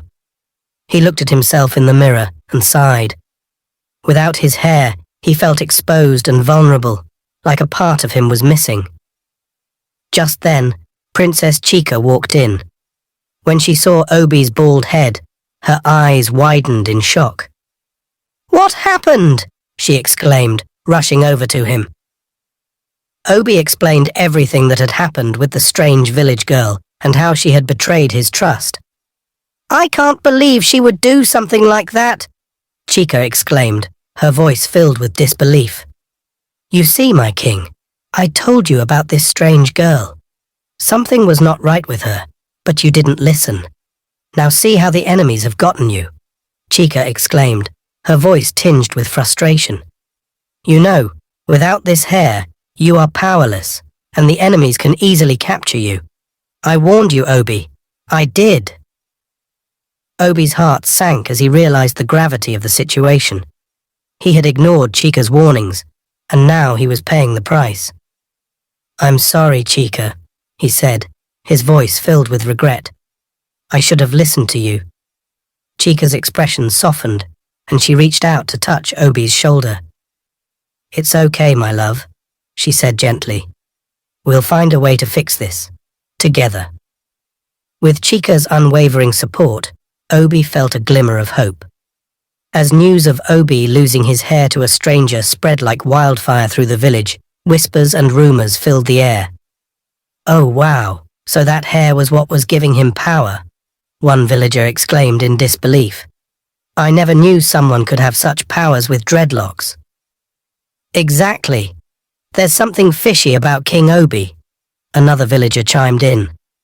"Haven't you noticed that they don't have children, even though he and Princess Chica have been married for years?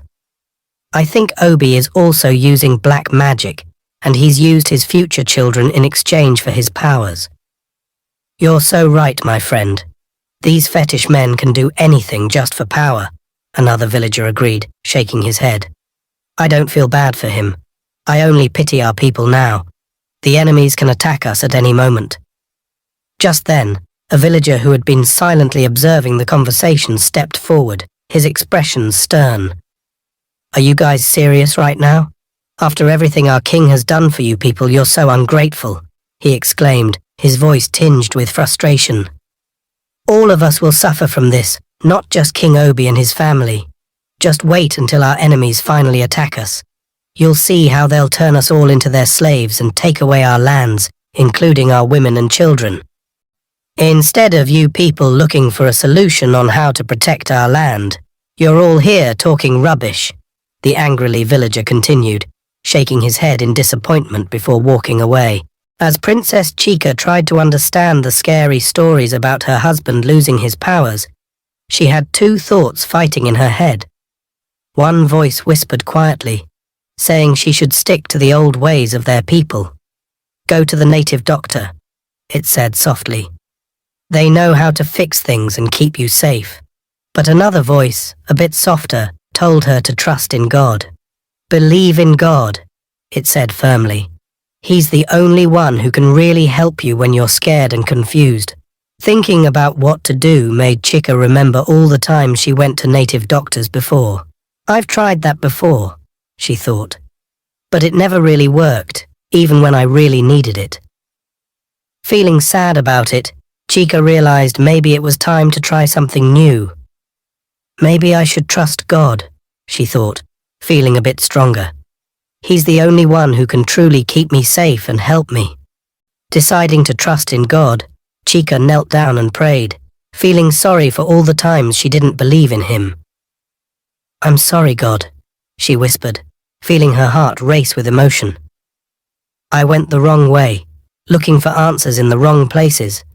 Please help me find my way back to you, and trust in your help." As the word of Obi's misfortune spread across the kingdom, it reached the ears of his twin brother, Chuka. Instantly, a surge of determination filled Chuka's heart, compelling him to hasten to the palace and offer his support. Upon finding Obi distressed, Chuka wasted no time, enveloping him in a comforting embrace. "Fear not, dear brother," he exclaimed, his voice brimming with conviction. "We'll get through this together." Listening intently to Obi's recounting of the troubling events, Chuka's concern deepened. "We can't let our enemies win," he declared, his tone resolute. "We must seek counsel from the village chief priest. He holds the key to our kingdom's protection." Obi's spirits lifted at Chuka's suggestion, gratitude shining in his eyes. "Thank you, Chuka. Your unwavering support means the world to me," he said, his voice filled with emotion. Arriving at the sacred abode of the chief priest, they were met with solemn reverence and ancient wisdom. With humility, they sought the priest's guidance, knowing their fate rested in his hands. After a profound discussion, the chief priest revealed rituals and ceremonies to bestow the power they sought. Renewed in purpose, the brothers vowed to follow his teachings, ready to face any challenge. Leaving the sanctuary, their hearts ablaze with purpose, Obi and Chuka embraced their shared journey, knowing they would emerge victorious against any adversary.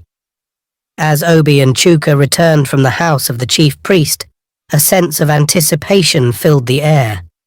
With the sacred medicine clutched tightly in his hands, Obi prepared to administer it, his brow furrowed in concentration. But just as he was about to proceed, the door creaked open, revealing Princess Chika standing in the threshold. Her expression was one of concern, her eyes wide with apprehension. "Oh no, my husband, please don't do that," she exclaimed, her voice filled with worry. "We agreed never to resort to our old ways." Obi's shoulders sagged in resignation as he met his wife's gaze. My wife. I know," he murmured, his tone tinged with regret. But it was Chuka who suggested seeking help from the village chief priest. "I was only trying to protect our family and our people." Chika's features softened as she listened to her husband's explanation. "I understand, my husband," she replied, her voice gentle. "You were just trying to do what you thought was best." Taking a deep breath, she placed a reassuring hand on Obi's arm. "But there is another way," she continued, her eyes shining with conviction. "Let us turn to prayer. There is nothing that God cannot do." Obi's gaze softened as he looked upon his wife, gratitude filling his heart. "Thank you, my dear wife," he said, his voice filled with love. "You are right. We shall place our trust in God's hands." With a sense of peace settling over them, the family gathered together in prayer, their hearts united in faith and hope for a brighter future. As Chuka returned home, he found his wife, Princess Amaka, awaiting him with a mixture of curiosity and frustration evident in her expression. Without hesitation, he shared with her the details of his journey with his brother Obi to seek counsel from the village chief priest. "Why, my dear husband? Why do you always feel the need to protect your brother?" Amaka questioned, her voice laced with bitterness. "He's the one who stripped us of everything we had. Look at where we are now, reduced to mere farmers. Can you even imagine?" Chuka sighed, feeling the weight of her words bearing down on him. "Amaka, not this again," he responded wearily. "Do you plan to hold on to this resentment forever? Haven't we suffered enough? I thought you would have moved past this by now." "Why should I move past it?" Amaka shot back, her anger boiling over. "Did you just mention God?" he questioned, his brow furrowed in disbelief. "So you know or believe in him?" "Oh, wow, Amaka, my dear wife. You shouldn't be calling on God's name when we both know you don't believe in him," Chuka exclaimed, surprised by Amaka's sudden invocation. Amaka's face turned serious, and she replied sharply, "Are you serious right now?" As Chuka tried to explain, Amaka kept on, saying, "You always have a problem with Obi and Chika. You pretend to care, but you don't." Chuka felt upset by her words. "That's not true. I really do care about them," he insisted, feeling hurt. But Amaka didn't back down. "You're just jealous. Admit it, Chuka. You wish you were in Obi's position," she accused, her voice firm. Feeling sad and misunderstood, Chuka watched as Amaka walked away, leaving him with a heavy heart and a lot to think about. Soon words reached Obi that the person responsible for the strange girl cutting off his hair was none other than the palace guard, the very one caught with his second wife, Princess Adaku. Shock and disbelief washed over Obi as he processed this betrayal. The guard I caught with Adaku, how could he do this? Obi exclaimed, his voice filled with a mix of anger and disbelief. After everything I've done for him. But as the story unfolded, Obi learned that the guard's animosity ran deeper than he had imagined. It turned out that the guard's son had been seized by Obi for his misdeeds, and despite the guard's pleas, Obi had refused to release his boy. He's seeking revenge because I seized his son. Obi realized, his anger simmering beneath the surface. And to think he would stoop to such lows. But the betrayal didn't end there. It was revealed that the palace guards had connived with Prince Obinna, who harbored his own grudge against Obi. Furious that Obi had left his village without seeking his permission, Prince Obinna saw an opportunity for retribution. And to make matters worse, Obi had chased Princess Adaku out of his palace. Every day, Obi had subjected Adaku to cruel taunts about her weight and eating habits, causing her untold emotional pain. This fueled King Obinna's fury even more, and he vowed to bring Obi and his entire village to ruin. Now, his actions had come back to haunt him in the most unexpected way. The gravity of the situation dawned on Obi, and he realized that war was inevitable. He knew he had to prepare, for the enemies were drawing near and could strike at any moment. Obi and Chuka joined forces, gathering their warriors to stand against the threat looming over their land. Alongside their trusted fighters, they prepared for battle, knowing that the safety of their village depended on their strength and courage. As they fortified their defenses, fear gripped the hearts of the villagers. With the news of Obi's lost power spreading like wildfire, uncertainty clouded their minds. The realization that the most powerful man in their land was now vulnerable sent shivers down their spines, leaving them anxious about their safety and the future of their community. Meanwhile, Princess Chika turned to prayer, asking for help from above during this tough time. With each prayer, she felt stronger, knowing that faith would guide them through the tough times ahead. Days passed, and tensions kept rising as the enemy got closer and closer. But Obi didn't back down. He stood tall, ready to protect his kingdom with all his might. Obi and Chuka, along with their brave warriors, stood united against King Obinna's advancing army. With determination and courage, they faced their foes on the battlefield, ready to defend their land at all costs. In the midst of the chaos of war, Obi and Chuka fought side by side, their warriors rallying behind them. Together, they pushed back the enemy forces, driving them back with each striker. In a decisive battle, Obi and Chuka emerged victorious, their enemies defeated and their kingdom secured. With their combined strength, they overcame King Obinna and his warriors, reclaiming their lands and seizing their properties. As the dust settled and the sounds of battle faded, Obi and Chuka stood triumphant, their victory a testament to their unity and bravery in the face of adversity. After their triumphant return, joy filled the hearts of the villagers as they celebrated their hard-won victory. With cheers and laughter echoing through the streets, they gathered at the king's palace to revel in their success. As the festivities reached their peak, Princess Chika approached her husband, her eyes shining with pride and gratitude. "See, my love, this is why I always say we should trust in God for everything in life," she remarked, her voice filled with conviction. "He is always there to provide and protect us." Obi nodded, his gaze softening as he looked upon his beloved wife. "Yes, my dear wife, you're right," he agreed, reaching out to take her hand. "Thank you for all that you do for our family. I love you more than words can express, my beautiful queen."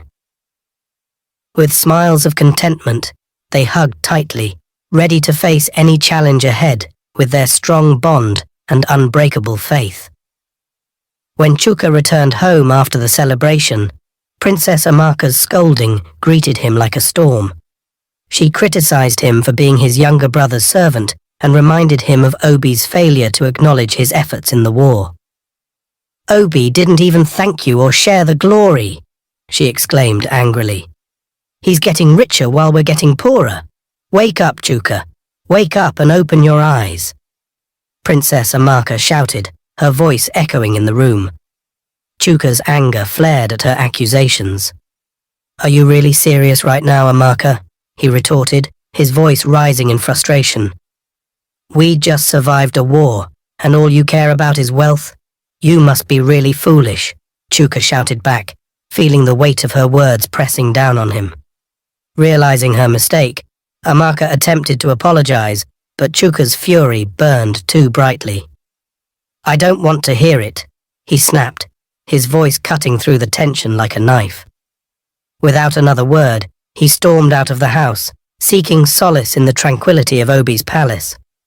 As Chuka walked into the palace, he headed straight for the courtyard to clear his mind.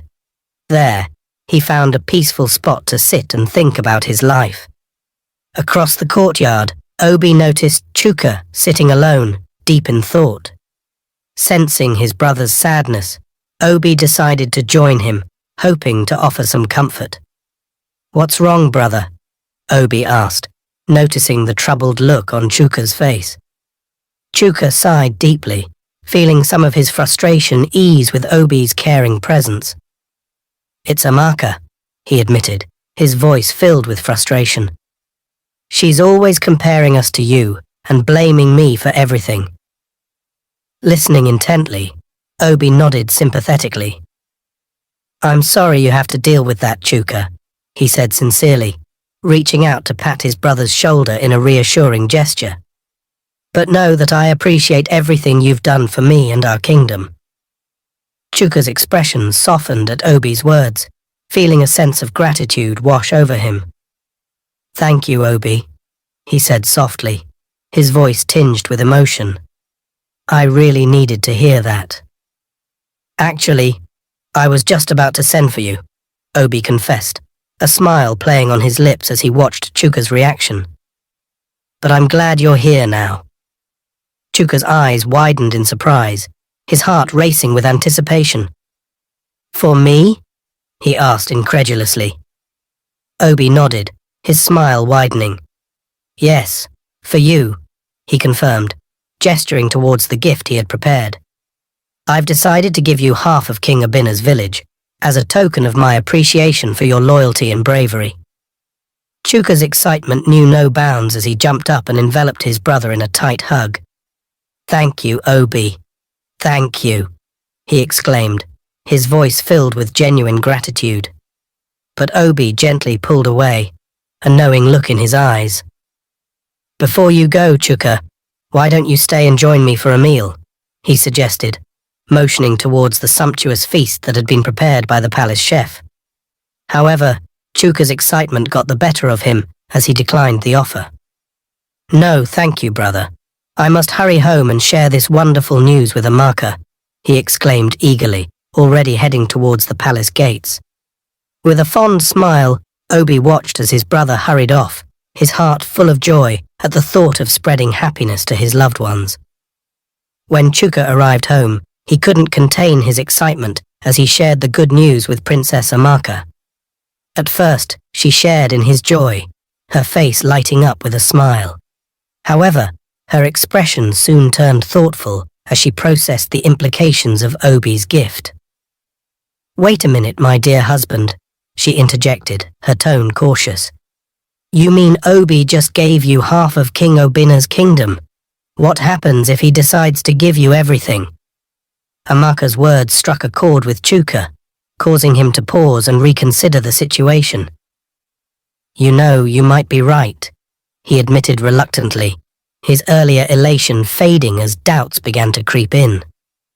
Of course, I'm always right, Amaka said confidently, standing firm even as Chuka seemed unsure. Chuka felt confused as he thought about what Amaka had said. Maybe you're right this time, he admitted, his voice tinged with uncertainty. Amaka grinned triumphantly at Chuka's acknowledgement. See, I told you, she exclaimed, feeling validated by her husband's agreement. But Chuka wasn't completely convinced yet. Maybe I should talk to Obi about it, he suggested tentatively, hoping for some clarity from his brother. Amaka waved off his idea, remaining steadfast in her belief. And what good would that do? She countered skeptically. He won't admit to being greedy, especially not to you. The next morning, Chuka awoke with a determinate resolve. He approached Amaka and confessed that he had pondered deeply on her words overnight. You were right, my dear wife, he admitted with a sigh. Obi's greed knows no bounds. We must devise a plan to claim what is rightfully ours. Amaka's eyes gleamed with anticipation as she listened to her husband's declaration. Yes, Chuka. We cannot let him continue to take advantage of us, she agreed fervently. With a determined spirit, Chuka declared, I am going to be king, and the villagers would have no choice but to make me their king. And since Obi does not have any biological children. Amaka's eyes sparkled with excitement as she listened to Chuka's bold proclamation. Yes, Chuka, we will make it happen, she exclaimed, her voice brimming with confidence. Encouraged by his wife's unwavering support, Chuka outlined his plan with renewed determination. We will seize control of the throne and rid ourselves of Obi and his entire household, he declared, his voice ringing with conviction. They worked together to make plans, thinking carefully about what to do next. They were really focused and determined to get back what they thought belonged to them. A week later, Chika discovered that she was going to have a baby. She rushed to tell her husband, who was overjoyed by the news. Obi couldn't wait to become a father. He called for his brother Chuka and Princess Amaka and shared the wonderful news with them. They were all thrilled for Chika and Obi. I can't wait to meet our little baby, Chuka said with smiles on his face. Amaka smiled but seemed a bit sad. I hope God blesses us with a baby soon too, she said, with a worried look on her face. Chika hugged her and said, Don't worry, Amaka. God has a plan for all of us. Just trust him. Before leaving the palace, Chika reminded Amaka to give her life to God, just like she and Obi had done. When they got home, Amaka's face darkened with worry as Chuka happily talked about the baby. I'm not happy about this news, she muttered. Chuka frowned at her reaction. You should focus on yourself and mind your own business, he scolded. But Amaka couldn't shake off her concerns. Are you thinking what I'm thinking? She whispered, her voice filled with unease. This child will ruin our plans. We have to find a way to get rid of Chika and the baby. Chuka's eyes widened in shock.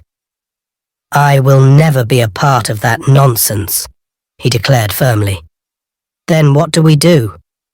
Amaka pressed, her mind already racing with schemes. Chuka took a deep breath, trying to calm himself. Let's focus on how we are going to rule the kingdom Obi gave us, he suggested, trying to steer the conversation away from Amaka's dark thoughts. A few months later, Princess Chika discovered she was expecting twin boys. She couldn't contain her joy and rushed home to share the news with her husband, who was overjoyed. After so many years, God has blessed us with not one, but two, he exclaimed happily. He couldn't wait for the day they would be born. Meanwhile, Chuka and Princess Amaka were already in King Abina's village, ruling as Obi had instructed. When Chika gave birth to the healthy babies, the entire village rejoiced. The villagers gathered at the king's palace, celebrating with plenty of food and drinks. Chuka and Amaka were also invited for the joyous occasion, joining in the festivities with smiles on their faces. One day, as Obi was walking through the bush, inspecting one of his farmlands, a snake suddenly bit him. Luckily, the palace guard who was with him acted swiftly, extracting the poison and saving Obi's life.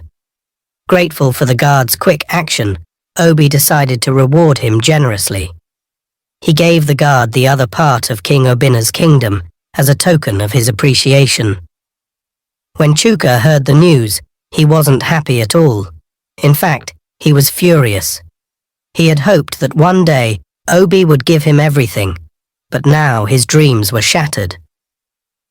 "Look at what your brother's doing, Chuka. Wake up!" Princess Amaka exclaimed, her voice filled with frustration.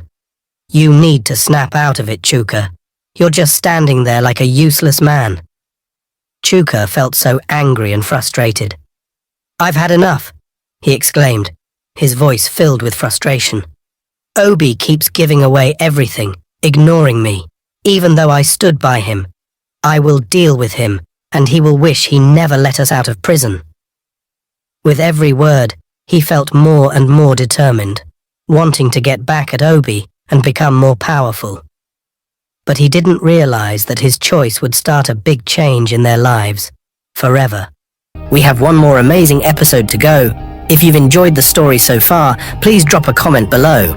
Don't forget to like, subscribe, and turn on the bell notification so you won't miss any updates. Thank you, and remember, we love you. Chuka decided it was time to confront Obi. He felt frustrated that Obi didn't give him the whole kingdom. As he prepared to leave, Princess Amaka stopped him in his tracks. "No, my husband, don't go to Obi." "What use will it be?" Amaka pleaded, concern evident in her voice. "Don't worry, my dear husband. I have a plan," Amaka declared with determination. "Remember, I promised to deal with him and my useless sister, Chika. Oh, how I dislike them both, especially my kid sister, Chika. She has everything I ever wished for," Amaka said angrily, her frustration bubbling to the surface. Intrigued by Amaka's bold declaration, Chuka asked, "What are your plans, my love?" Amaka's eyes gleamed with wickedness as she shared her evil plans with Chuka. "I've got a plan to make sure Obi gets what he deserves," she exclaimed, her voice filled with malice. "We'll start by causing trouble between Obi and the villagers," Amaka explained, her voice turning dark. "I'll spread lies about Obi, turning everyone against him and causing chaos in the kingdom." Chuka listened closely, impressed by his wife's cleverness. "What about Chika?" he asked, wondering about Amaka's plans for her sister. Amaka grinned evilly. "Oh, don't worry about her. I've got something special in mind," she replied with a sinister tone. "I'll trick Chika into helping us, and then we'll discard her when we're done. Yes, with these plans, we'll make sure Obi and Chika suffer for what they've done," she declared triumphantly. "And then, we'll rule the kingdom with all the power." The following day, Amaka got ready and set out for Obi's village. When she arrived, Chika greeted her with joy, happy to see her sister after such a long time. After a warm welcome, Amaka asked Chika about her husband's whereabouts. "Where is your husband, Chika?" she inquired. Chika looked surprised. "He went out, but wait, Amaka. Is it only now you're asking about my husband? Since you arrived, we've done so much together, and now you're just asking about him?" she exclaimed, feeling a bit hurt. Amaka quickly apologized. "I'm sorry, Chika. I forgot. You know, I came from far, and I was also hungry. Please don't blame me," she pleaded, hoping to smooth things over. But Amaka couldn't resist adding her own thoughts about Chika's husband. "Where is your husband going this time? He never stays in his big palace. Instead, he's always chasing after young girls," she remarked with a disapproving look on her face. "How do you mean, Amaka? What do you mean by that?" Chika asked, her voice tinged with anger and confusion. She couldn't fathom why her sister would make such accusations against her husband. "Oh, please, Chika. We all know how Obi lied to you about the stranger girl he helped," Amaka replied, her tone sharp with accusation. "Let me surprise you. Do you know that Obi was having an affair with that stranger? Oh, he didn't tell you." Chika's eyes widened in shock and disbelief. "No, that can't be true. Obi would never betray me like that," she protested, her heart sinking at the thought of her husband's infidelity. But Amaka shook her head. a malicious smirk playing on her lips. "Oh, Chica, you're so naive. You think you know your husband, but he's been deceiving you all along," she insinuated, enjoying the turmoil she was causing. Feeling a surge of anger and hurt, Chica's hands clenched into fists at her sides. "I don't believe you, Amaka. Obi loves me, and he would never do something like that," she declared defiantly, refusing to entertain the thought of her husband's betrayal. "Oh, wow, my dear Chica. Did you just say love? Oh, please, spare me that nonsense." Amaka scoffed, her tone dripping with disdain. "You claim Obi loves you, yet he easily agreed to marry our sister, Princess Ada." Chica felt a pang of hurt at Amaka's words, but she refused to back down. "Yeah, I know Obi got married to Princess Ada, but it was all me and Dad's idea. We practically forced him to marry her," she said, her voice tinged with desperation as she tried to defend her husband. Amaka raised an eyebrow, skeptical of Chica's explanation. "Forced him? Really, Chica? Do you honestly believe that?" she retorted, her voice laced with skepticism. "Or perhaps Obi saw an opportunity to secure his position and willingly went along with it?" Chica's heart sank at Amaka's words, and she struggled to find a response. Deep down, she knew there was some truth to what her sister was saying, but she couldn't bring herself to admit it. "No, that's not true. Obi loves me, and he would never betray me," she insisted, her voice quivering with uncertainty. Amaka narrowed her eyes as she looked at her sister, thinking hard about her next move. "Well, if you're so sure about that, maybe you shouldn't tell Obi about our talk," she said, her voice sounding mean. "We don't want to make things worse in your marriage, do we?" Chica felt unsure, not knowing what to do. I don't know," she said nervously, feeling confused. Amaka didn't seem to care. "It's up to you, Chica, but just remember, I'll be here for you, unlike your unfaithful husband," she said, trying to sound comforting but coming off as sneaky. Feeling sad, Chica watched her sister leave, feeling worried about what might happen next. "Goodbye, Amaka," she said quietly, unsure about what would happen next. As Amaka walked away, she couldn't help but smile evilly, knowing she had planted doubts in Chica's mind. With Chica busy with her own problems, Amaka's plans to cause trouble for Obi were moving forward smoothly. When Amaka got home, she couldn't wait to tell Chuka about her wicked plan. "Chuka, you won't believe what I did," she exclaimed, her eyes gleaming with excitement. Chuka's ears perked up with interest. "What did you do, my dear?" he asked, eager to hear her news. Amaka smirked triumphantly. "I poisoned Chica's mind against Obi," she declared, her voice filled with satisfaction. "I made her doubt him, and soon enough, we'll hear about a big fight or even a divorce between them." Chuka's eyes widened with excitement. "Really? That's fantastic news," he exclaimed, unable to contain his excitement. Amaka laughed wickedly. "Yes, it's true. Chica won't know what hit her," she said, her laughter echoing through the room. "And once she's out of the picture, nothing will stand in our way." As Chica waited anxiously for Obi to return home, her mind raced with doubts and suspicions planted by her sister's poisonous words. When Obi finally walked through the door, she couldn't contain her emotions any longer. "You!" she spat, her voice dripping with anger and betrayal. "You liar! You deceiver! You cheat!" Obi was taken aback by Chica's sudden outburst, confusion clouding his features. "Chica, what's wrong?" he asked, his voice filled with concern. But Chica was beyond reasoning. "Don't play dumb with me," she snapped, her fists clenched at her sides. "I know what you've been doing behind my back." Obi's brow furrowed in confusion. "What are you talking about? I haven't done anything wrong," he insisted, trying to calm her down. But Chica wasn't having it. Don't lie to me, Obi, she accused, her voice rising with each word. I heard it from a reliable source. They said you've been unfaithful to me. Obi's heart sank as he realized the depth of Amaka's treachery.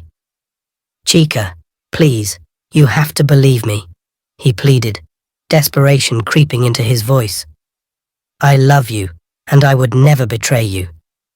But Chica wasn't listening. I trusted you, Obi, she cried, tears streaming down her cheeks. And you betrayed me. How could you do this to me?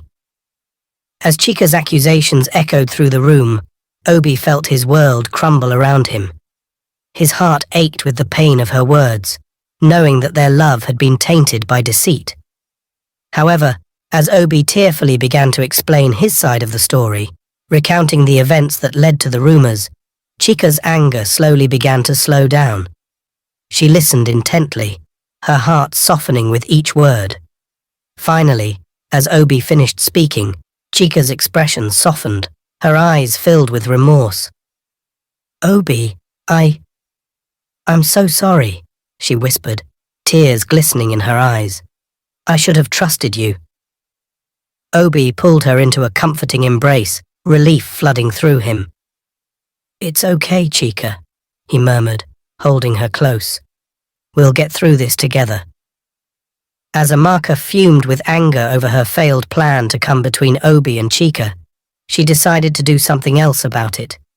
With a sneaky look in her eye, she came up with a new idea to make Obi look bad to everyone in the village. She hurried to the elders and told them lies about Obi. She said he was using dark magic to make the youths unlucky. Some of the elders believed her, while others remained skeptical. After Amaka left, the elders convened to discuss the matter further. They deliberated on Obi's character and all the good deeds he had done for the village over the years. Remembering how he had saved them from countless dangers and brought prosperity to their land, they began to doubt Amaka's accusations. Finally, the elders approached Obi with caution, advising him to be wary of those closest to him. Obi, we have heard troubling rumors about you, they began, their voices filled with concern. While some may believe these accusations, we know the truth of your character. However, it would be wise for you to tread carefully and consider the loyalty of those around you. Obi was taken aback by the elders' words, his heart heavy with confusion and hurt. But I have done nothing wrong, he protested, his voice tinged with disbelief. The elders nodded solemnly, understanding Obi's plight. We know, Obi, they reassured him. But in times of uncertainty, it is always best to be cautious. As Obi returned home, his mind was filled with the elders' accusations. He went straight to his room, seeking peace and quiet to sort through his thoughts. Deep in contemplation, he pondered the unfairness of the situation. Suddenly, the door creaked open, and Princess Chica entered the room. Concern etched on her face as she approached Obi. Obi, what's wrong? Chica asked softly, her eyes showing genuine concern as she sat beside him. Obi sighed heavily, feeling the weight of the world on his shoulders. The elders. They accused me of practicing dark magic, he admitted, his voice trembling with emotion. I don't know who told them, but it hurts to be falsely accused. Chica's heart sank at Obi's words, but she knew she had to be strong for him. Without hesitation, she enveloped him in a comforting hug, offering him the solace he needed. Don't worry, Obi, Chica reassured him, her voice gentle and soothing. I know you're innocent. You've always been a kind and honorable king, and I believe in you. Obi felt a glimmer of hope at Chica's words, her unwavering support giving him strength. With her by his side, he felt less alone in his struggle. Thank you, Chica, Obi said gratefully, his heart swelling with appreciation for her loyalty. Your belief in me means everything. As they embraced, Obi knew that no matter what challenges lay ahead, he had Chica's unwavering support. Disheartened by the villagers' and elders' lack of belief in her accusations, Amaka decided to take matters into her own hands. Determined to sway Chica's opinion, she sought the help of a native doctor known for his powerful charms. Arriving at the native doctor's hut, Amaka pleaded with him to give her a charm that would make Chica believe whatever she told her. Desperate to achieve her goal, she was willing to go to any lengths to manipulate her sister's trust. The native doctor, intrigued by Amaka's request, agreed to help her. He concocted a potent charm that would bend Chica's will to Amaka's desires, ensuring that she would believe whatever Amaka told her without question. Armed with the charm, Amaka returned home, her heart filled with anticipation. She was confident that with the native doctor's help, she would finally be able to turn Chica against Obi and fulfill her sinister plans. As Chica lay asleep that night, she was plagued by a terrifying nightmare. Startled awake, she rose from her bed and began to pray fervently, seeking protection against unseen foes that threatened her peace of mind. After her prayers, she returned to bed, her mind troubled by the unsettling vision. The following day, Amaka paid Chica a visit, her eyes red and swollen from crying. Tearfully, she spun a tale of betrayal, claiming that Obi had once attempted to take advantage of her. Shocked and enraged by the accusation, Chica's trust in her sister shattered.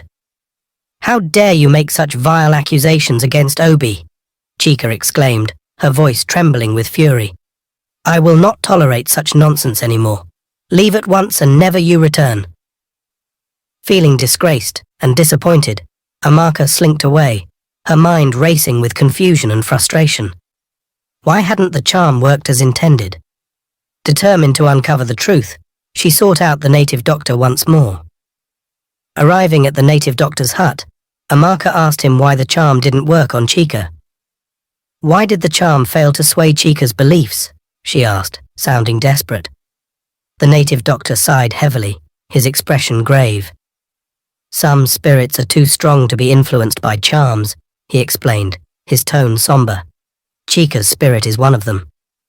Amaka's heart sank with defeat. "Why didn't you tell me this before you gave me the charms?" she asked, frustration evident in her voice. Realization dawned on Amaka. If charms couldn't manipulate Chica, then her plans to undermine Obi were doomed to fail. But she refused to give up so easily. "Then give me charms to make Obi lose his mind," she demanded, her voice laced with determination. "I will not rest until he suffers for what he's done." The native doctor sadly shook his head. "I can't do that," he said firmly. "Obi's spirit is too strong for such bad magic." Feeling defeated but still determined, Amaka walked away from the native doctor's hut. She couldn't shake off the thoughts of revenge swirling in her mind. She was determined to make Obi suffer, even if she had to use darker magic to do it. Upon returning home, Amaka wasted no time in sharing her diabolical plan with her husband, Chuka. "I've got it," she exclaimed, her eyes shining with excitement. "We'll put charms on Obi's warriors and have them attack at night. Without his powers, he won't stand a chance." Chuka's face lit up with delight at the cunning scheme. "That's brilliant," he agreed eagerly. "If Obi's own warriors turn against him, he'll be defenseless." Amaka nodded, her heart racing with anticipation. "Exactly. And since Obi is no longer with the dreadlocks that used to give him more power, he'll be even easier to defeat," she added with a wicked grin. With their plan in motion, Amaka and Chuka would stop at nothing to ensure Obi's downfall and seize control of the kingdom for themselves. In another restless night, Chica found herself trapped in a terrifying dream. She saw shadowy figures chasing Obi with cutlasses. Startled awake, she shook Obi gently, her heart racing with fear, and recounted the nightmare. Obi listened intently, his brow furrowing with concern as Chica described the haunting vision. Without hesitation, they both began to pray fervently, seeking protection from whatever evil lurked in the shadows. Feeling a sense of urgency, Chica suggested they embark on a 7-day fasting and prayer journey to strengthen their spirits and ward off any impending danger. Obi readily agreed, recognizing the importance of their unity in facing the trials ahead. A month went by, and Chuka and Amaka were relentless in their pursuit of power. They knew they had to find a way to weaken Obi's warriors if they were to stand any chance of taking over his village. So, they hatched a devious plan to bribe the palace chef. With promises of wealth beyond her wildest dreams and the allure of ruling over King Abina's kingdom, the palace chef couldn't resist their offer. She agreed to help them, eager to secure her own future at any cost. Armed with the special charms provided by Chuka and Amaka, the palace chef infused them into the meals prepared for Obi's warriors. These charms were potent, designed to take the strength and courage from anyone who consumed them. As time passed, the warriors kept eating the tricked food, not knowing what was happening. Each meal made them a little less strong and brave, making it easier for Chuka and Amaka's plan to work. Meanwhile, Chuka and Amaka watched excitedly as their plan unfolded. They knew that soon, Obi's warriors wouldn't be able to defend the village anymore. Victory was getting closer, and they were determined to win, no matter what. Under the cover of darkness, Chuka and his warriors launched their attack on Obi's village. Despite their weakened state, Obi's warriors fought bravely, but the charms had already weakened their strength, leaving them vulnerable. With only Obi standing strong against Chuka's warriors, the battle intensified. Obi fought with all his might, drawing strength from his faith in God. As the clash of swords echoed through the night, Obi knew he couldn't give up. In the midst of the chaos, Obi caught sight of a mysterious figure joining the fray, striking down Chuka's warriors with skill and precision. Curious, Obi moved closer, only to be met with a surprise attack from behind by none other than Chuka, wielding a deadly sword. But before Chuka could land the fatal blow, the stranger intervened, delivering a decisive blow to Chuka, who fell to the ground, defeated. With the stranger's help, Obi and his newfound ally emerged victorious, driving off Chuka and his remaining warriors. With the battle won, the stranger removed his helmet, revealing himself to be none other than the palace guard who had once saved Obi's life from a deadly snakebite. Overwhelmed with shock and gratitude, Obi thanked the guard profusely, promising to reward him for his bravery. As dawn broke and peace settled over the village once more, Obi reflected on the events of the night, grateful for the timely intervention of his mysterious savior. With the threat of Chuka's tyranny vanquished, Obi could finally look forward to a brighter future for himself and his people. Overwhelmed by sadness and anger at the loss of her husband, Amaka's heart was filled with bitterness as tears streamed down her cheeks. She was determined to make those responsible pay for their actions, so she went in search of another native doctor, hoping for a way to get revenge. Deep in the forest, she found a secluded hut where she poured out her troubles to the native doctor, pleading for help. Touched by her sorrow, the native doctor gave her a pouch filled with strange herbs and spells, warning her to keep it dry. But just as Amaka left the hut, dark clouds gathered in the sky, and before she could find shelter, the rain poured down in sheets, soaking her to the bone. Clutching the pouch tightly, she prayed desperately for protection. Suddenly, a bolt of lightning struck nearby, sending Amaka crashing to the ground in pain. Villagers who heard her cries rushed to her side, their faces filled with worry. In her final moments, Amaka confessed to her wrongdoing, admitting the depth of her treachery. Tears flowed freely as she begged for forgiveness, her voice trembling with remorse. As the villagers watched, Amaka's spirit departed, leaving behind the burden of her sins. And as the rain continued to fall, washing away the traces of her presence, the villagers whispered a prayer for her troubled soul, hoping that she would find peace in the afterlife. Upon hearing the news of Amaka's tragic demise, a mix of emotions swept over Obi and Chika. Though saddened by the loss of a family member, they couldn't help but feel a sense of relief that the turmoil Amaka caused had finally come to an end. Chika, burdened by guilt for ever doubting her husband, found solace in his forgiving embrace. Tearfully, she confessed to Obi how Amaka had tried to poison her mind against him, expressing deep regret for ever entertaining such thoughts. Moved by his wife's sincerity, Obi embraced her tenderly, offering his forgiveness without hesitation. "Chika, my love, I understand," he reassured her, his voice filled with warmth and understanding. "We have faced many trials, but our love has remained steadfast through it all." As they reflected on the events that had transpired, Obi and Chika realized the importance of trust and loyalty in their relationship. They vowed to always stand by each other, no matter what challenges they may face.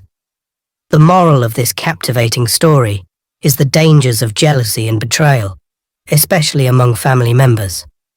Jealousy can lead to distrust, deception, and ultimately, tragic consequences. It's essential to cultivate trust, understanding, and forgiveness in our relationships to avoid falling into the trap of envy and resentment. Dear viewers, we hope you've enjoyed this thrilling tale of love, betrayal, and redemption. Remember to like, share, and subscribe to our channel for more exciting stories like this one. Don't forget to turn on post notifications so you never miss an update. Until next time, stay tuned for more adventures on our channel.